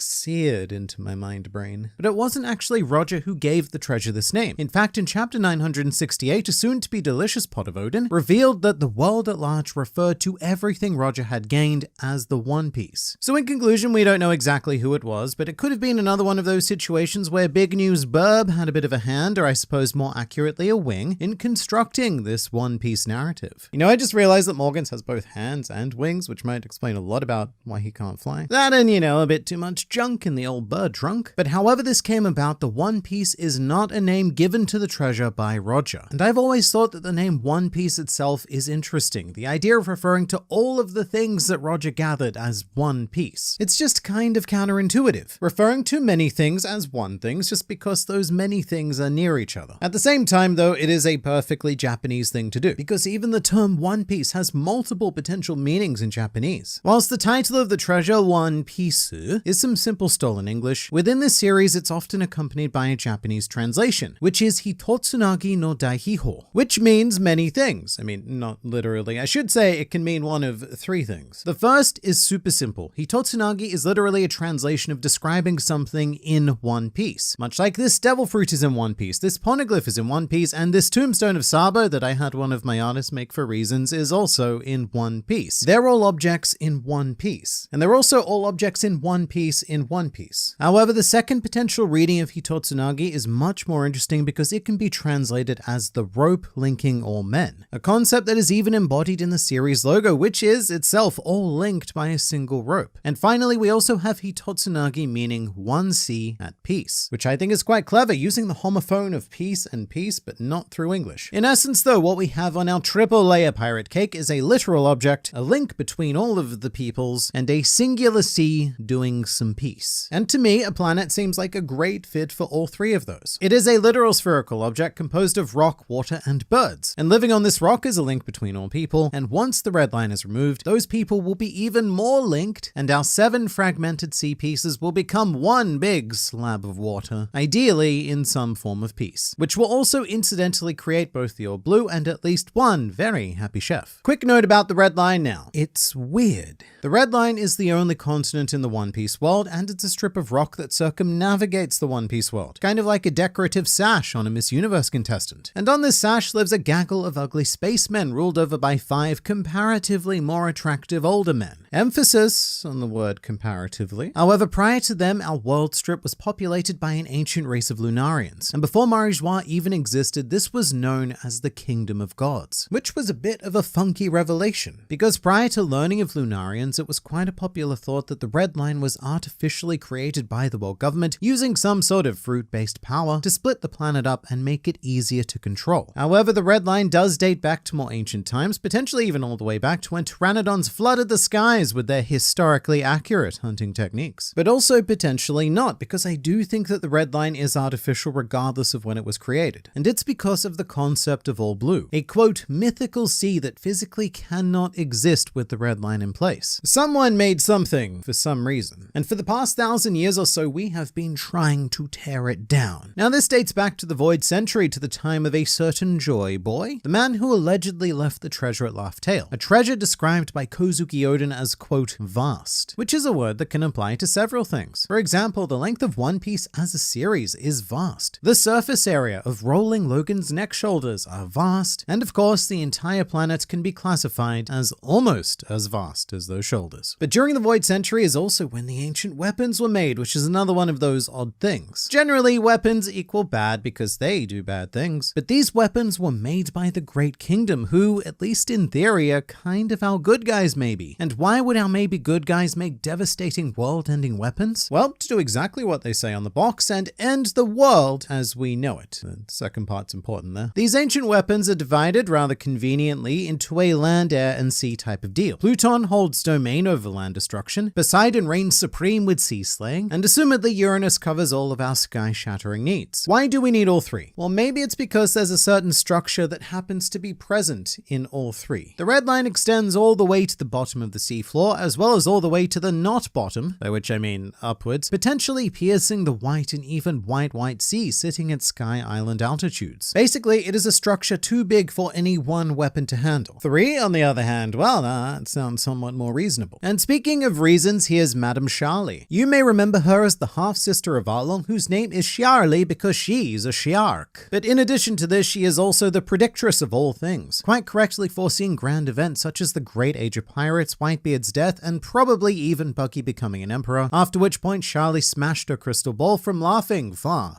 too hard. She's pretty alright at fortune telling. However, according to the ability section on the One Piece wiki, Shyarly's most important power is, as the proprietor of the Mermaid Cafe, she has complete control of the restaurant. Also, her birthday is September 9th, which she shares with fellow fortune fiend Basil Hawkins. But in chapter 610, Shyarly made a startling discovery. I didn't intend to look, but I sensed something calamitous in him. I saw the future. I wished wish this prophecy would not come true. The human with the straw hat Luffy, he will bring ruin to Fishman Island. And again, Shyarly's pretty good at the whole future thing, and better than Hawkins is, that's for sure. So much so that Shyarly has never actually been wrong. So even though it didn't happen during the Fishman Island arc, Luffy will be destroying this mermaid paradise at some stage, which I don't think is as bad as Shyarly was making it out to be. This is more of a red herring, making us think that bad things will happen when this is in fact a good thing. The issue with Fishman Island is that it exists smack bang under the red line. So if we were to destroy the red line, then that would assumedly result in the destruction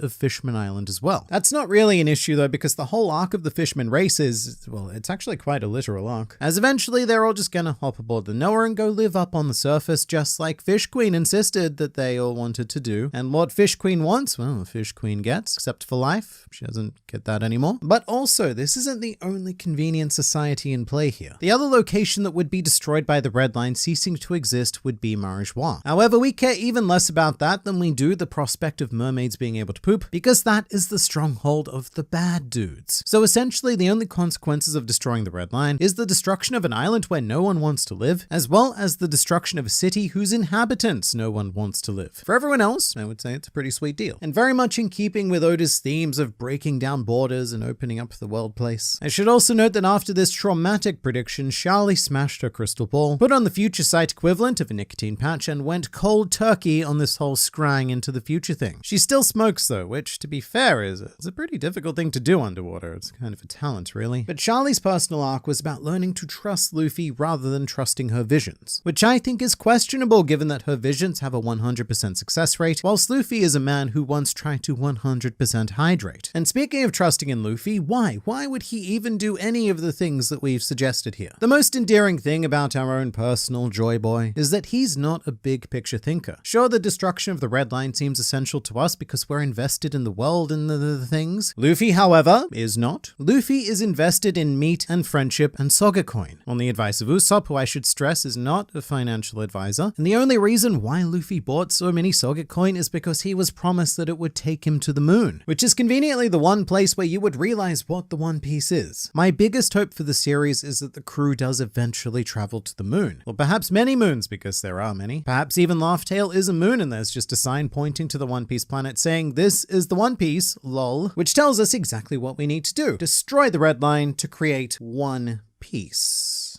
Which is also why Roger and Friends of Roger were too early, because at least one of our ancient weapons did not exist as King Neptune had yet to spread his merseed. How does all of this relate to Luffy though? What is the thought that makes him go, Mr. Gorbachev, tear down this wall? Which is a statement that works because one of the 5 Elder Stars is actually modeled on Mikhail Gorbachev. But the reason why Luffy does this is really the same reason why he does anything, which is to be free. The Pirate King is the person who has the most freedom, and this big red wall is seriously cramping and restricting said freedom. Imagine being able to sail to anywhere from anywhere. 7 separate seas become one piece, where Luffy can travel and more importantly eat anywhere he wants without needing to worry about the stupid red wall thing. That's really all the motivation Luffy would need to quite literally change the world. And plus we do know Luffy's general preferences when it comes to obstacles. Nami says go over it, Usopp says go under it, but Luffy almost always says nah mate and elects simply to go through it. Destroying the red line really is the most Luffy possible solution to this problem. A very selfish maneuver designed to benefit his stomach, but one which would incidentally create a One Piece that is a single object now connecting all people on one sea in peace. Meanwhile, I'm going to connect you to another video because it's also about fictional pirates. It's probably really good, I think, and I look forward to seeing you there.